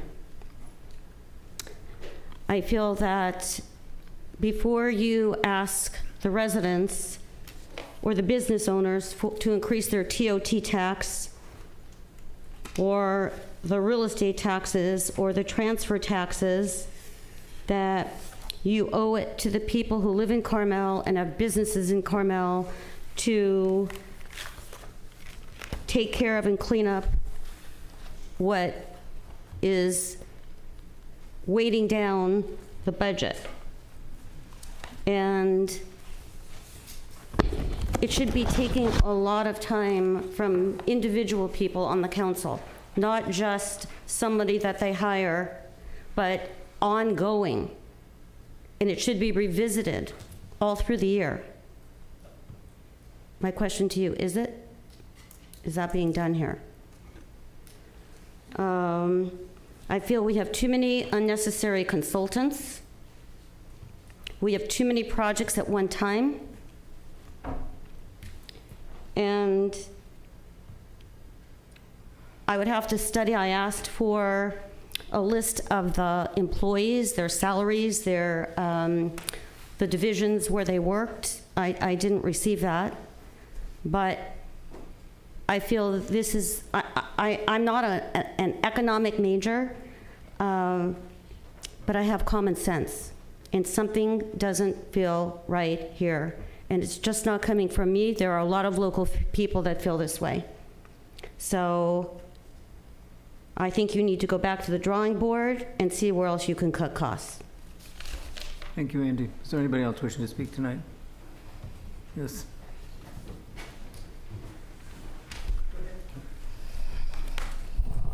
Evening, Council, Mayor. My name is Greg On. I'm the owner of 7th and Dolores Steakhouse and the Annex, formerly Rise and Roam as well, but luckily I got that off my plate. I'm also a board member of Visit Carmel and the Chamber of Commerce, and wanted to just speak briefly. I know that part of the budget is funding some of the marketing, and that the marketing of Carmel is often controversial because of the impact of tourism. I wanted to just kind of underline the importance of not only supporting businesses, but the work that Visit Carmel and See Monterey does in attracting affluent and long-term, longer stay visitors to our town specifically, and how well they collaborate not only with each other, and with the chamber, but with Visit Carmel as a whole, or Visit California as a whole.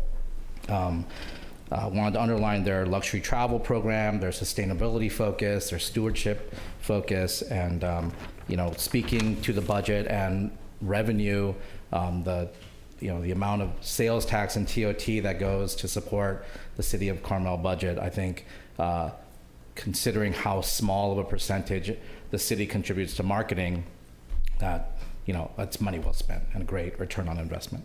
All right, thank you. Thank you, Greg. Appreciate it. Anybody else wishing to speak? Mayor, Council, Richard Kreitman. First, so I don't have the 5-year projection, but getting back to next year, we should see the core budget in the $33 million range or so. Just to make it clear to the public that this is a catch-up budget. The core is still, if you look at the chart, roughly in the $31-32 million range. And I assume next year probably won't end up spending all this money this year, but essentially the core budget is increasing at a much smaller rate. And that I think should be made clear so people wouldn't get so excited. Yes, going from 31 million to 43 million is absolutely irresponsible if it weren't for the fact that we're catching up. And then in terms of other possible revenue sources, outside of raising existing taxes and the community, we seem to have shot down any increase in the TOT. There's the real property transfer tax, which we have discussed, that is raising it from the current 1/18% to something like 1%.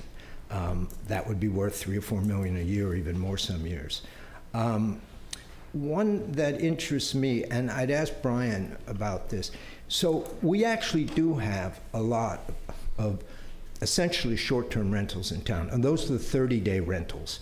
Homes that are rented month to month or 1 month at a time. There are families who've been coming here for generations, renting the same home for the same month. There's a lot of revenue there, and I know it has to do, the 30-day limit is, it may be in state law or in the Coastal Commission, but would it be possible to raise that to 35 days, and anything under would be subject to TOT? So those essentially monthly rentals for visitors, and we have an auxiliary apartment in our house we rent it out once a year, usually during car week for the 1 month. And I wouldn't mind charging our guests the 10% TOT, but so that's a question, is that even feasible to be able to tax the 30-day rentals that we have? And then there was one more, we could have cannabis sales, but that golden goose has been cooked, so and it's never going to happen here. So, thank you. Thank you, Richard, for your creativity. Is there anybody else wishing to speak tonight?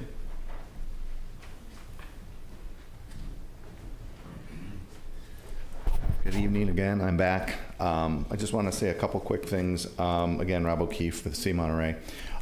Mostly, I want to say thank you for the partnership, for the long-standing partnership over the years. It's really meant a lot. Councilmember Richards mentioned 10 years ago we were a hot mess as an organization. I can attest to that. Through the collaboration and the partnership with you and other jurisdictions we work with, we got better. We fixed it. Unity is currency in the village, on the peninsula, throughout the county, and in the hospitality and tourism industries. And that's really what we all have to rely on because we're all connected. I said a little bit about that before. I like to think of the future as a trolley. The allusion might be a little towards MST, Councilmember Barron. I'm going to spend a lot of time with, and I've spent some time with MST, and we'll be spending time with TAMSI about transportation. One of our stated goals is traffic mitigation under our stewardship umbrella. There's a lot we can do there together in that space. And in fact, we're doing an update to our long-term strategic roadmap, which we published 2 years ago. And that's out right now, or that's being developed right now. And I look at the future like a trolley coming down the road. We can either hit it, get hit by it, or we can shape where it goes. We have a choice in what that looks like. And I want, Councilmember Dramoff, what you want. The voice of the resident in our future. We've done this in the past. We've reached out to residents associations. I'm part of the Carmel Resident Association myself. We've reached out and have worked with them in the past. We're doing that again. Right now, there's a link that's going to get, it's been sent to you, I can assure you, but you might have missed it, that we will send again tomorrow, where you can fill out a survey, and every resident in Carmel can fill out that survey about what they want the future to look like as it relates to the tourism economy. We have to have that voice. I can guarantee you, we made sure Big Sur Kate had that, and she made sure a lot of people filled it out. We have over 70 people from Big Sur filling it out. I know what a lot of them are going to say, but what they don't know is we want the same thing. We want economic vitality and we want quality of life. And so our long-term roadmap and our resident sentiment survey are intended to get that voice, to get those thoughts and collaborate, because we're on the same side of the table even when folks don't think we are. And the most important thing we can do is continue to invest in sustainability, responsible travel. We need to make sure we're attracting guests who are going to respect our destination, treat it like it's their backyard. And we're doing things to get those folks flying in from further away. They tend to stay longer and do more. Greg referenced, we want people who stay longer. It's not about more tourists, it's about more nights. And in fact, and I've said this before, we even have a theme song sung by Phil Collins, One More Night. And that's our theme song for the next decade, because if we can get one more night without bringing a single additional tourist here, that's $877 million in visitor spending. So thank you again, and be assured that we want to carry this partnership forward, and we want to continue to invest in the things that make sense for us here in the community. Thank you. Thank you, Rob. Is there anybody else wishing to speak tonight? Is anybody on Zoom? Zoom. All right, close the public testimony, then bring it back to council for deliberations. I'm going to go ahead and just comment earlier. I said earlier that this is my 31st budget. The worst budget I ever did was when we had the 2021 budget, and I brought it in tonight just as a frame of reference. I thought I'd read a couple of things from it. Based upon the intensity of projected loss in the revenue of fiscal year 2021 and likely several years thereafter, the city must decrease its expenses, especially in its personnel-related costs that make up the majority of citywide expenditures. So that was where we were going. And while the city will continue to prioritize public health and safety and utilize technology to the extent possible, deliver service virtually and with reduced cost, we will not financially be able to deliver the same level of services as rendered in the past. This is due to a reduction in staffing resources as well as other operational costs, as summarized below. Given the unprecedented economic impacts associated with COVID-19 and the ongoing implementation of social distancing programs, I respectfully ask the community patience and understanding as city staff works diligently to provide services as responsibly as possible. The budget department directors were instructed to decrease their respective operational budget by 20% as feasible without jeopardizing public health or safety or hindering mandated functions.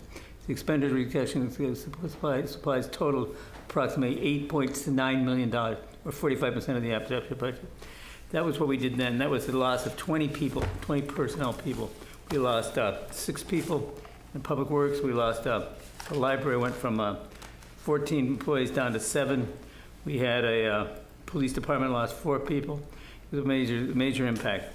You know, for anybody to say we don't take these budgets casually or not take it seriously, that's a misrepresentation of the severity that this council looks at budgets with. And to go ahead and say we now built our budget back to where we have a staff that's competent. We've got a personnel that we need to retain, but to go ahead and say we're not giving this due diligence is not correct. So I want to say that we've had tough bad times before. We're fortunate to have a budget like we do now. We're fortunate to have somebody as steward, as fiscally conservative at the helm. I mean, honestly, we take this very seriously. When we look at the money we're spending, we take it every dime very conservatively. So I want to make sure that the public understands that this is not something we're doing cavalierly. We give it a great deal of thought. We do budget review and semi-annually. We come back quarterly. We come back in mid-year. We try to make adjustments. So I think we got a good budget before us. So. I'd like to thank you for reading that, because I think sometimes we forget that we took great reductions, we let staff go, we had to rehire people over the years, which costs a lot to recruit and then retain. So thank you very much, Mayor, for reminding us of those difficult years and that we are still in catch-up from those. Especially when it comes to our capital projects. We did not do any capital improvements for a full year. And then to go ahead and say we're not going to, we've got to put off more because we're spending too much money. Doesn't make any sense to me. My roof's leaking. I want it fixed right away. I don't want to let it sit and leak and create mold and all the other problems that go with it. I think I'd look at these houses, these properties that are the city properties. I look at them as ours. We've invested in them personally. We invested in them as a city. We cannot let them sit there and deteriorate.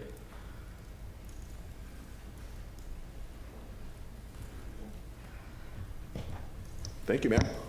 I agree. I'm very proud of this budget, that where we are, because when we talk about per capita, per person, money spent, well, that number comes out of only two numbers. It's amount taken in and amount of people that we have.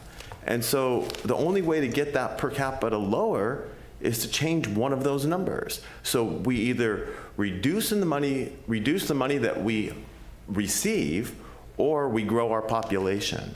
But what's most important is we're not touching our savings.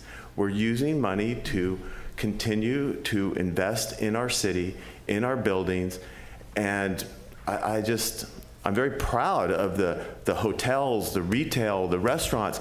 They've done a tremendous job and made our city a lot of money in taxes, basically, for a very small village. Now it's up to us to maintain this village and keep our buildings up to snuff and make sure that the Sunset Center gets windows and make sure that the Mission Trail is taken care of, make sure that the pathway is taken care of. We have $4 million going towards road work, and all I hear is we don't spend enough on road work. Should we reduce that number? Because is it 4 million, Chip, in roads? I mean, these are big numbers, I know, but I'm quite proud of our city, all the participants in our city, whether it comes from Visit Carmel or the Chamber or the retailers or whoever's out there, but also I think this council and the staff for being creative and trying to figure out different ways of doing things. And so I'm quite proud of this budget. I think they did a good job, so thank you. Jeff? Yeah, thank you. Could you put up that slide again? The dollar. No, Brandon knows which one. I would, also like to thank Dave for his comments and Bobby and Karen for their comments. I think that those comments are spot on. When I look at, when we have conversations about money and whether the city is solvent or not or whatever, this is sort of the chart I look at. And when I look at this chart, there's sort of stuff above the line and there's stuff below the line. And the stuff that's above the line is those annual expenditures, the revenue annual ins and outs, the revenue total, and the general fund operating total, and the workers' compensation and the debt fund. So if you look at, so to use the numbers in the far right column because they're easier to find, easiest to see, you know, in 28-29 we have $33.8 million in revenue, and we have $31.5 million in operating expenses and another $500,000 in debt service, so we're at $32 million. And that budget, that number, the difference in that number is $1.8 million, and give or take, that's what we have to spend on capital projects every year, $1.8 million. And you know, and I'll assume, you know, Chip is a very conservative, you know, staff is a very conservative estimator of both revenue and expenditures. So that number always turns out to be, you know, generally that number always turns out to be higher. So the $1.8 million number that I used, you know, my guess is that's usually $3 million or something like that. And so we end up, you know, that money carries over to the next year, and we end up with $3 million in capital budget. And what has happened here is that, you know, in terms of moving forward, in terms of what's going to happen in 25, 26, and 26, 27, and 27, 28, and 28, 29, is that the capital budget, those numbers that you see at the bottom, $9 million and $16 million and $60 million and $5 million, those numbers come from that 5-year capital budget that we talk about all the time, the 5-year plan that's, I think it's in the budget book. You know, all those things that are listed. And we can either do those projects or not. And, you know, when I was talking to Councilmember Richards, I think last week or something, and we were talking about doing capital projects. I mean, it's kind of like putting a new stove in your house. You know, your old stove gets hard to use, and maybe you want to get rid of your gas stove, and put in an electric stove, and do all those things. And you know, your aunt dies and she leaves you $500,000, you know, $5,000 to put in this stove, and you can either do it or not. And that's the position that the city is in. You know, we can either spend this $12 million, you know, the $12 million that we have now, on these capital projects that make our lives better. The police station project, the infrastructure repairs, the roads, you know, the San Antonio pathway, the $500,000 to fix that because that thing is collapsing into people's yards, the streams, you know, we can either do that or not. And if times get tough in future years, we just won't do it. You know, maybe we'll do the roads because with the roads, we get a $500,000 grant from the state and from TAMC, and maybe we'll do that. But maybe we won't fix the 4th Avenue outfall. You know, that project that I always talk about, you know, that big thing where the whole 4th Avenue drainage dumps out to the sea, and maybe we'll get lucky and it won't collapse, you know, at some point in the next 20 years. You know, if you look at it, you can see the rebar coming out of it. I mean, the thing is a real problem. But if times get tough, we won't fix it. But if times, you know, this stuff that we accumulate, this stuff needs to be fixed. Like, we have gone forever without paying enough attention to you know, Chip's favorite project and my favorite project, the storm drains, and we're taking a year off of that, which means that, you know, 20 years from now, someone's house may flood because we didn't do the work this year, or the 4th Avenue outfall, or any one of these other numbers of projects. These are all things that we do, and that we, you know, to go back to what we've been talking about, the kind of theme through the evening, that all these businesses allow us to do, like this revenue, you know, allows us to take advantage of these things and have a good quality beach. And these things are all important. You know, I know the residents here think these things are important. And so when we talk about reducing the capital projects, when people say that we should reduce the capital projects, which I would remind everybody includes the forest, you know, so we talk a lot about maintaining the forest. So if we're going to reduce the capital projects, maybe we're not going to cut down those stumps, or maybe we're not going to plant new trees, and maybe the forest is going to wither because it stands in line with everything else. When we talk about these capital projects, you know, Bobby's question last time and my question this time is, which of these things are we not going to do? And I don't view it as which of these things we're not going to do, because we have this roadmap that we have had discussions about, this 5-year roadmap. And my sort of feeling is if my aunt dies and gives me that $5,000 and I want to buy that stove, or we have this money left over, this money is to be spent to make our lives and our city better. Like, that's what it's for. Like, this is the purpose of our government, to make our lives better and to make this a place where we all enjoy living and where visitors come to see it. Like, this stuff is really important, and you may not see the 4th Avenue outfall until it falls and kills someone on the beach, because that's what's going to happen if that thing falls. Or you may not know that the axle on your car breaks because we couldn't fix the road or whatever it is. But these things all matter, and they're all really important. They're all really important to me, and I think that they're all really important to the people that live here and the people that come here as well. So when we talk about not spending this money, I think the conversation, I think that that's the wrong conversation. I think the conversation we should be having is, how do we spend the money in a way that benefits like all the constituencies that we have, whether they are residents or people that live here or people that work here or whatever, because this money is important and it's how we do business. So that's what I have to say about that. And I would like to make one comment. Someone talked about the budget is coming from the bottom up, and there's a tendency here, and I've heard this a couple places, where people blame staff.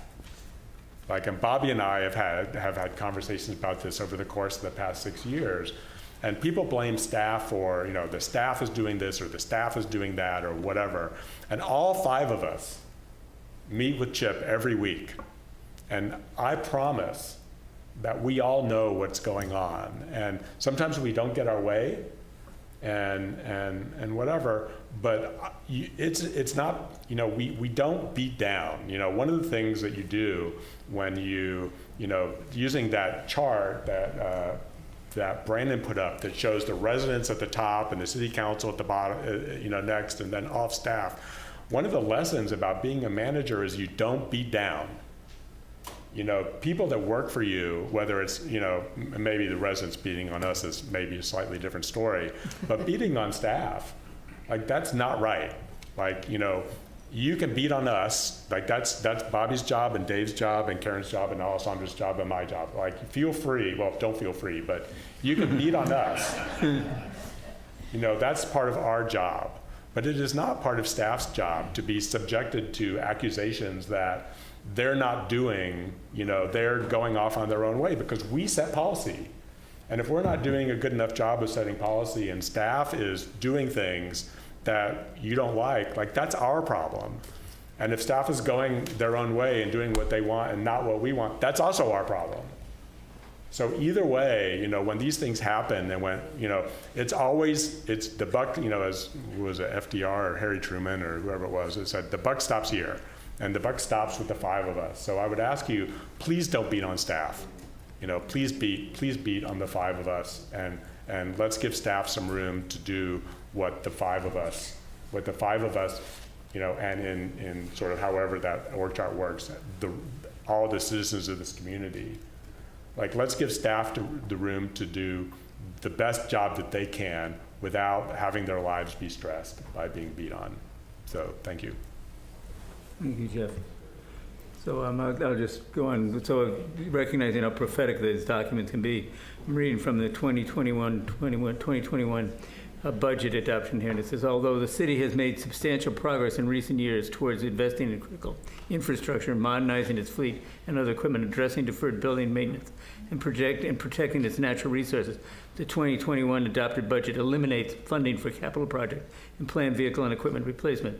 This deferral of $1.5 million in proposed funding of projects will result in greater maintenance costs to facilities and hardscape, postponing building upgrades such as the police department renovation, and temporarily suspending multi-year efforts related to habitat restoration and tree removal and other improvements at the Mission Trail Nature Preserve. That's pretty prophetic, and that's just what Jeff was saying. Was we knew we had these problems facing us. They haven't gone away. They're there. We've got the opportunity now to go ahead and fix them. We're at least address some of them. I think we're doing the responsible thing. So. I know I'm not on board with the rest of you, and I've been just saying all along that I am concerned that we are overspending, and especially the use of the fund balance, because we frankly need to think about things about how are we going to pay for some form of a new police station. I mean, that is front and center, that we do need to address that. And I'm just also concerned that rather than cutting spending, it's being tossed about that we're going to need new revenue sources, and that frankly means new taxes. And whether it's raising the TOT, which we know that the hotel industry doesn't want, or talk of a vacancy tax or a real estate transfer tax if we become a charter city, those two are going to have a big impact on the real estate industry, and it's going to be a negative impact. So I think we really need to be aware of that and not rush into that, especially the talk of the charter city, because there's a lot of implications with that. Okay.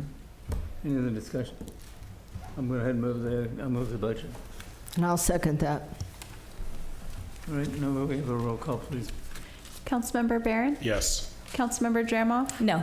Councilmember Ferlito? Yes. Mayor Pro Tem Richards? Yes. Mayor Potter? Aye. Motion carries 4-1. Thank you. All right, why don't we move on then to going ahead and adopting the fiscal year 2024-2025 fee schedule for administrative services, community planning, building, public safety, and public works services. Brandon, you're back. I'm back.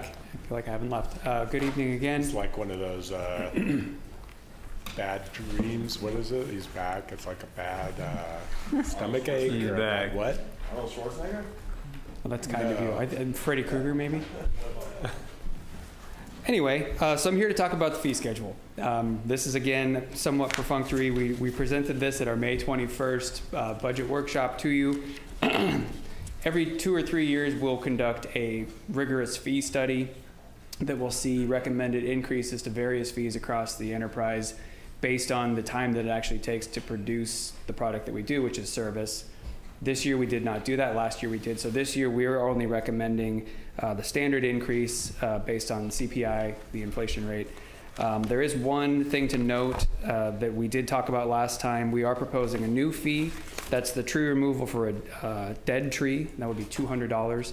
We talked about that last time. That's the only change. And with that, staff is recommending that the City Council continue with full cost recover for those charges that we have.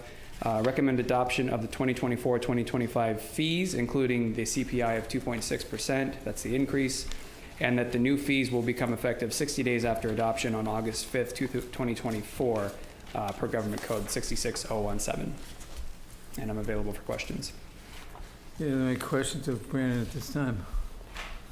Brandon, I've got a couple. I was wondering, has there been any thought to giving a fee specific to the ability to go ahead and hook up generators to your house? I noticed in your report earlier for work done this past month, you've got 4 submissions here that aren't even been completed for generators hooked up. Seems to me that could be a standard fee for that. It's processed as a building permit. So like any building permit, we process it based on valuation of the project. So there is a fee collected for it. It's minimal because the valuation of installing a generator is I'm pretty just thinking small. we would simplify the process. Yeah, so that's about as simple as we can get right now. I think the challenge is we need to get an electrical plan, Mr. Mayor, because I mean the mounting, the pad and the mounting of the generator are pretty benign, but then since it's it's producing electricity, well, and there's a gas line to it as well, so. Our building official, because it is just a building permit review, that's not going through the planning process, but they are also checking for setbacks, making sure that the appropriate noise abatement measures are taken, like putting on something that we know is like a zombie box. It goes over the top and makes sure it doesn't produce over 55 decibels of noise. So there is work that goes into processing a generator permit. Okay, well, it seems to me that there's one here. Let's see, there's a stall backup generator 4 or 5. It was submitted and it still has not been processed. I'm just wondering, There's one on the mayor saying on April 5th there was an application. It's probably back in the applicant's hands, Mr. Mayor. We can look into that one though. The mayor's referring to the building permits issued. Okay. In April. We can get you, Mayor specifically, we can get you an update on that one. Okay, all right. Any other questions or comments? I am glad or pleased that you lowered that tree removal. I think that was the one that I think that's just for the health of the village's trees. I think that's an important one. I mean, if you wanted to lower it even more, I would support that. It's not what I want, sir. It's what you want as the council. Okay, is there anybody in the public wishing to speak to this item tonight? Anybody? Not seeing anybody. We have a hand raised on Zoom. Joe Todd. Joe Todd, floor is yours.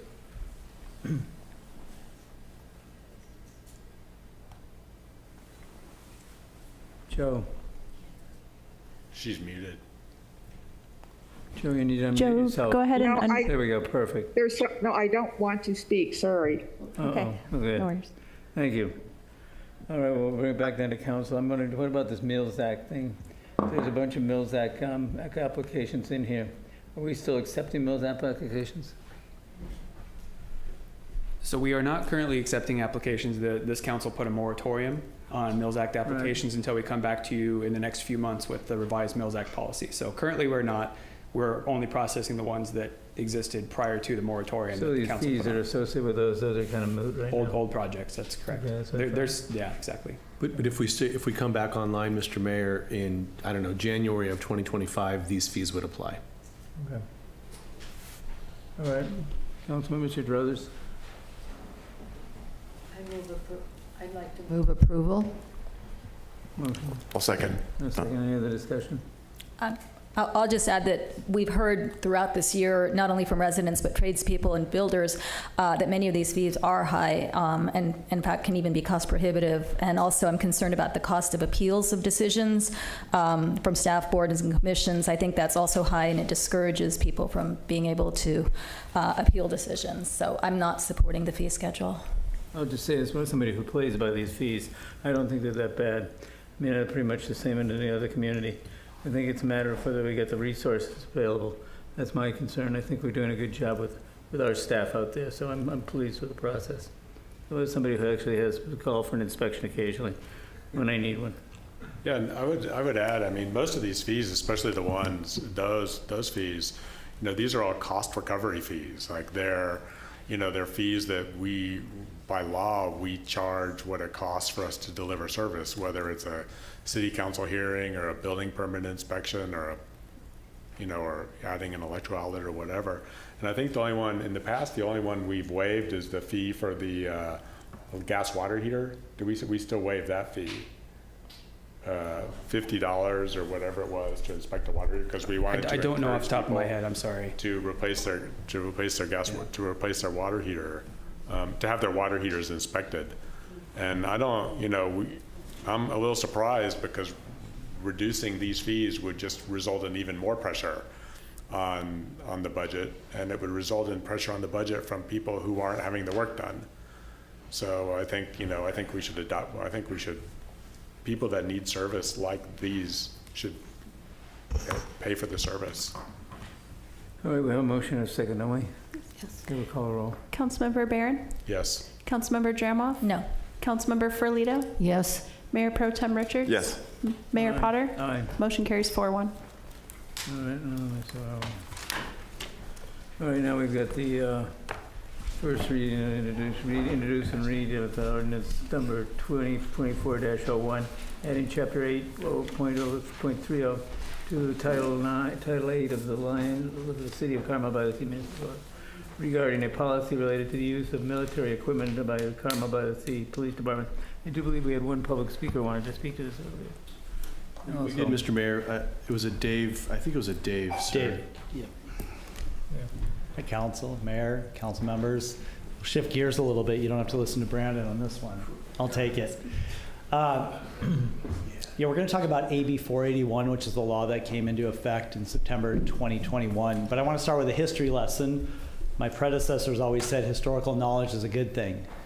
When I started here back in 2008, we had a lot of military equipment here. Most people don't realize it, but this city also used to have a SWAT team of 7 members in the 80s and 90s. And they procured a lot of military equipment, gas masks, boots, blankets, cots, things like that. That was procured through a program known as the 1033 program. I don't know if it's still in existence, but that is why we are here today. For your benefit, back in 2009 or 10, I found all this equipment in the city and I said, why do we still have it? Let's get rid of it. It wasn't as easy as just throwing it away. We had to go back and give it to the military and do a lot of paperwork, but I was able to get rid of all of our military equipment. So we have no surplus military equipment. But that brings us now to this law that came into effect in 2021, and I believe it came into effect because of that program. because of agencies like ours and many other agencies who went out and procured military equipment. Things like MRAV vehicles, large vehicle transport, to transport people and equipment for SWAT teams mostly, with cities with SWAT teams. So I tell you that because I'm telling you right now, we don't have any military equipment. But this law, which most laws are a little bit ambiguous and we read into, it says that law enforcement and state agencies Military Equipment Funding Acquisition Use Act, if we want to move forward and get any military equipment for use by the police department, we need to have an ordinance, and we need to go through you to get approval to use, purchase, or get funding for any military equipment. So why am I standing here before you if I say we don't have any military equipment? Again, the law is pretty ambiguous. I'm doing this to increase transparency about the police department and what equipment we do use, which could be considered military equipment. Nobody really knows. That's why we haven't been here until now, because there's been a big debate about, is a duty weapon a military equipment? Because the military uses handguns. So let's talk about that. Increased transparency, accountability, and oversight. That's why we're here. I'm okay sharing all this information with you. Again, this is why we're here. We have to do this. We have to have policy development. We have to adopt an ordinance. And we have to have regular public meetings on any military equipment we have. Government Code Section 7070, 7071, and 7072 were adopted to codify the requirements of AB 481. The other requirements of this new law is that we draft a military use policy. We have one. It's Carmel Police Department Policy 701. We have to post the proposed policy 30 days before any public meeting. We've done that. It's on our website. You can find it if you go to our city website under the police department. You'll find this policy, and it's been posted for over 30 days, and it tells you everything we have to do to meet this law. We also have to submit an annual equipment and use report. We can do that. That's yearly. We just come back and tell you what we have and how we used it. Again, we have to seek approval prior to any acquisition of military equipment. We have to post an annual report, and we have to hold a public meeting within 30 days of report submission. All things we can do to meet this law. If you look at Government Code 7070, it has 16 different categories for military equipment. Aren't you glad I got rid of all that? Well, I'm glad I got rid of all that stuff back in 2010. But there are two categories, again, for transparency that we want to talk about, and we want to make sure that we're being transparent with the community. Number 10 is specialized firearms and ammunition of less than 50 caliber, including assault weapons. We have those. We carry them on patrol. And number 15, any other equipment as determined by a governing body or state agency to require additional oversight. That's pretty clear. Not. This is our assault weapon. We have 6 of these. This is the Colt M4 AR-15 semi-automatic rifle. We're all familiar with the last 25 years in law enforcement, all the things that have happened that have changed. 90% of law enforcement agencies have shifted away from carrying shotguns in their patrol cars to these assault-style weapons. These have better accuracy, and they fire 1 bullet instead of 9 pellets downrange, and we have better accountability for their use. They're also safer than shotguns. That's why agencies carry them. We procured these, purchased them, not through the 1033 program, through a vendor prior to this law going into enactment. This was back in 2017, I believe. So we've had these in existence. We still have them. So that's number 10. That's the only thing we have. Number 15, we have shotgun weapons that we have converted to less lethal tools for us. This is the Kel-Tec KSG shotgun. We have 4 of them. We also carry these in our patrol cars. These are specifically designed to look different than a weapon, a shotgun. We don't want these confused to be weapons. We paint them orange. They only fire beanbag rounds or rubber pellets. They're used in less lethal applications. These save lives, they don't take lives. Those are the two categories. Those are the two weapons we have. Again, we haven't come to you because nobody's really sure if these are duty weapons. They technically are, but again, we want to be transparent and tell the public what we have. That's what we carry in our patrol vehicles. I told you we no longer have a SWAT team. That doesn't mean we don't belong to a SWAT team. We have a regional team. It's the Monterey Peninsula Regional Special Response Unit. That is managed by Monterey Police Department, and all the Peninsula agencies have members and equipment in that program. We do not own any additional equipment that we donate to that program. We just have personnel, so we don't need to report on anything that is used by that group, because that's handled by the agencies that have that equipment, which we don't have any. So with that, our recommendation is that we request the city attorney to read the title of the ordinance only, and then waive the reading in full and introduce ordinance 2024-001, adding chapter 8.30 to title 8 to the Carmel-by-the-Sea Municipal Code regarding a policy related to the use of military equipment by the Carmel-by-the-Sea Police Department. And then we set a second reading for July 8th, 2024. And with that, I'll open it up to questions. Any questions to council at this time, Paul?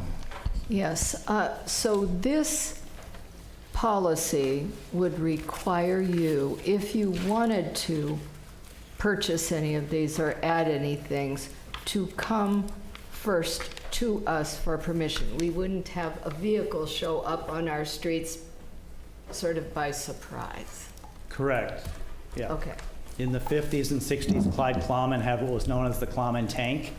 It was like a little tank. We wouldn't be able to buy that nowadays. We'd have to come to you and ask you to buy that. Okay. And we would follow the law. And we need the governing body to approve that purchase. Okay, so when a few years ago Delray Oaks had some sort of big armored vehicle show up, that was part of this program.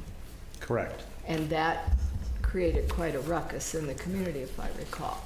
So this is to avoid that, because you would be coming to us asking for permission for anything like that. Correct. For any purchase that we make. All right, I just wanted to clarify that in my mind. That Any this other is sort of a housekeeping? It is. It's a regulatory law that was made to help police departments and governing agencies manage what they have and to share with the public. You know, you don't want to show up with that vehicle in somebody's front yard and they're like, I had no idea you had that. Yes. It's a little bit of a, again, we want to be transparent. We want people to know what we have, and we want authorization to buy it and use it. Thank you for Yes. that answer. Thank you. I've got two questions. Thank you, Mayor. First, I want to say sincerely thank you for explaining this and giving us a little bit of the back history, because I think that helped everyone understand it better. And thank you for getting rid of the past military equipment that we've had.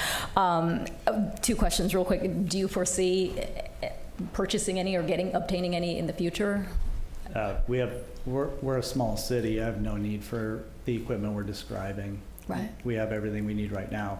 I don't know what the future looks like, but at this point, no, I'm not coming to you to ask for military equipment. Okay, and then just to clarify for everyone in the public and for us as well. So what we are voting on right now is that we are approving this policy that we will be, you would be coming before us to tell us about any of these purchases. So we're not approving that we want this military equipment. We're just saying that we're approving this policy that you are required to come before us if you were to purchase military equipment. Adopting the ordinance that would require us to come before you to meet the law, to ask for approval for funding, use, or purchasing. Right. Yes. Okay, thank you. Okay, any other questions? Is anybody in the public wishing to speak to this item tonight?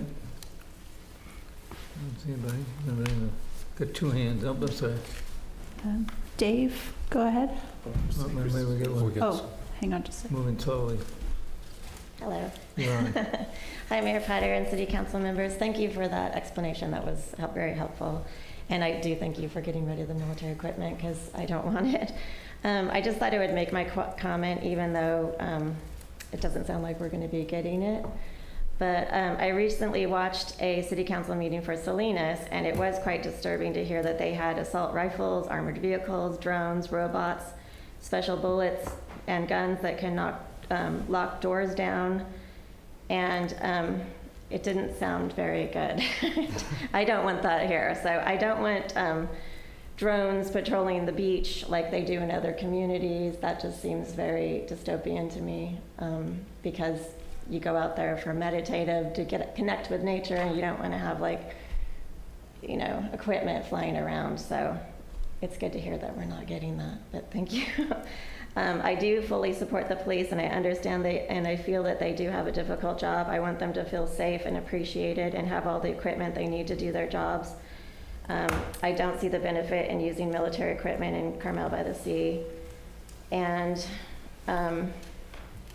according to Edward Lawson Jr., a scholar of police militarization at the University of South Carolina, police with lots of military gear kill civilians more often than less militarized officers. In 2017, a study by Casey Delahunty showed that in law enforcement agencies that use military equipment, officers are more likely to display violent behavior and are more likely to kill civilians that they are supposed to protect and serve. I feel military equipment is inappropriate for Carmel. I want to have a friendly Andy Griffith style police department and not a scary RoboCop Rambo police department. That's what I'm looking for. And I understand that many police are feeling disempowered because of the effects of Propositions 47 and 57. And District Attorney of El Dorado, Vern Pearson, said that while property crimes, including shoplifting, are illegal, state laws such as Proposition 47 and 57 allow many criminals and activities to go undeterred. In California, a bipartisan effort is underway to amend Proposition 47, and perhaps that would be a better solution than militarizing our police forces. Thank you. Thank you. Appreciate it. Yeah, we have one other hand up. Sylvia, you have the floor. Thank you. Regarding police militarization, and I understand what the ordinance says, but I don't trust any of this. And just as a precursor, people have a choice. Have you ever considered people do research, especially after COVID? Do you think a family will come to Carmel with the police department even more militarized? I don't need you or anyone else to keep me safe, and I certainly don't need an armed body of men posing as law enforcement to keep me safe. This is not good. This is not for the good of the people. This is so you can feel safer, and the People's Assembly is not to be hijacked. You are talking about using these weapons against the people of your community under the guise of fiscal responsibility. You are not doing us any favors by discussing this with us. You are duty-bound to discuss the people's business with people in assembly. One final question. Are you planning to dissolve the police department and install the military? I yield. Thank you, Sylvia. Appreciate that. Is there anybody else? Dave. Dave, go ahead. Hello, can you hear me? Yes, we can. Okay. First of all, thank you. I think the officer did clarify a little bit on the scope of this proposal, but I did have a couple questions that I wanted to raise today. I've really boiled things down after listening to him, but this is to the council and to the officer as well. So my question is, what need has gone unmet in terms of policing that the City Council would deem it appropriate to respond by authorizing the issue of military-grade equipment to its police force? In other words, what event or circumstance has occurred where it was determined that the current level of armament was not sufficient to meet its needs, and military-grade equipment was instead necessary? Thank you. Thank you, Dave. We'll take that on submission. Next person is Chris Kavgar. Chris, the floor is yours. Yes, I had that same question, what is the need why do we need military equipment? Because I don't think there's a problem today, but if there's a problem, then it should be voiced what it is so that people can answer. And then the other question is, I would imagine that acquiring such equipment does not come for free at no cost. It would probably cost money, and we know military equipment is very expensive, so that's a problem, I think, as well. And then the third thing is what was being proposed that the city council would have to approve it. I think that is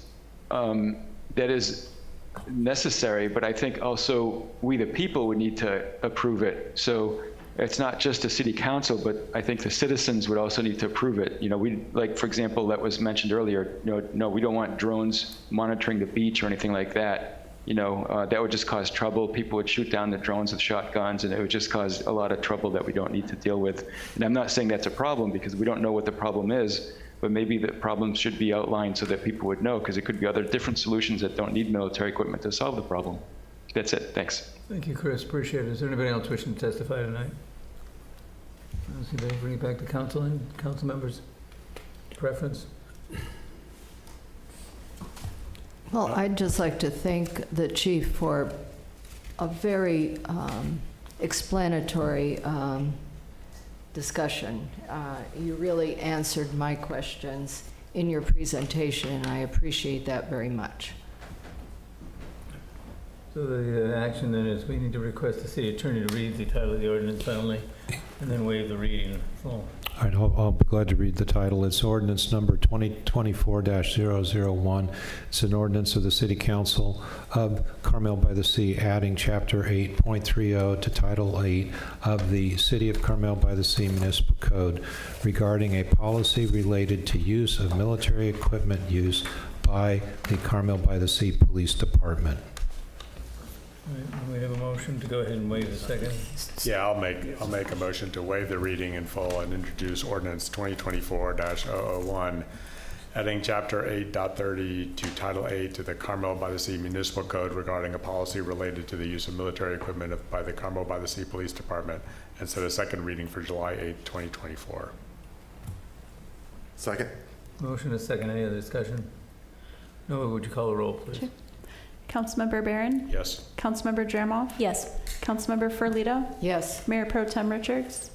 Yes. Mayor Potter? Aye. Motion carries. Unless there's a burning desire for future agenda items, we can go ahead and consider ourselves adjourned. Thank you all very much. Much appreciated. Good work.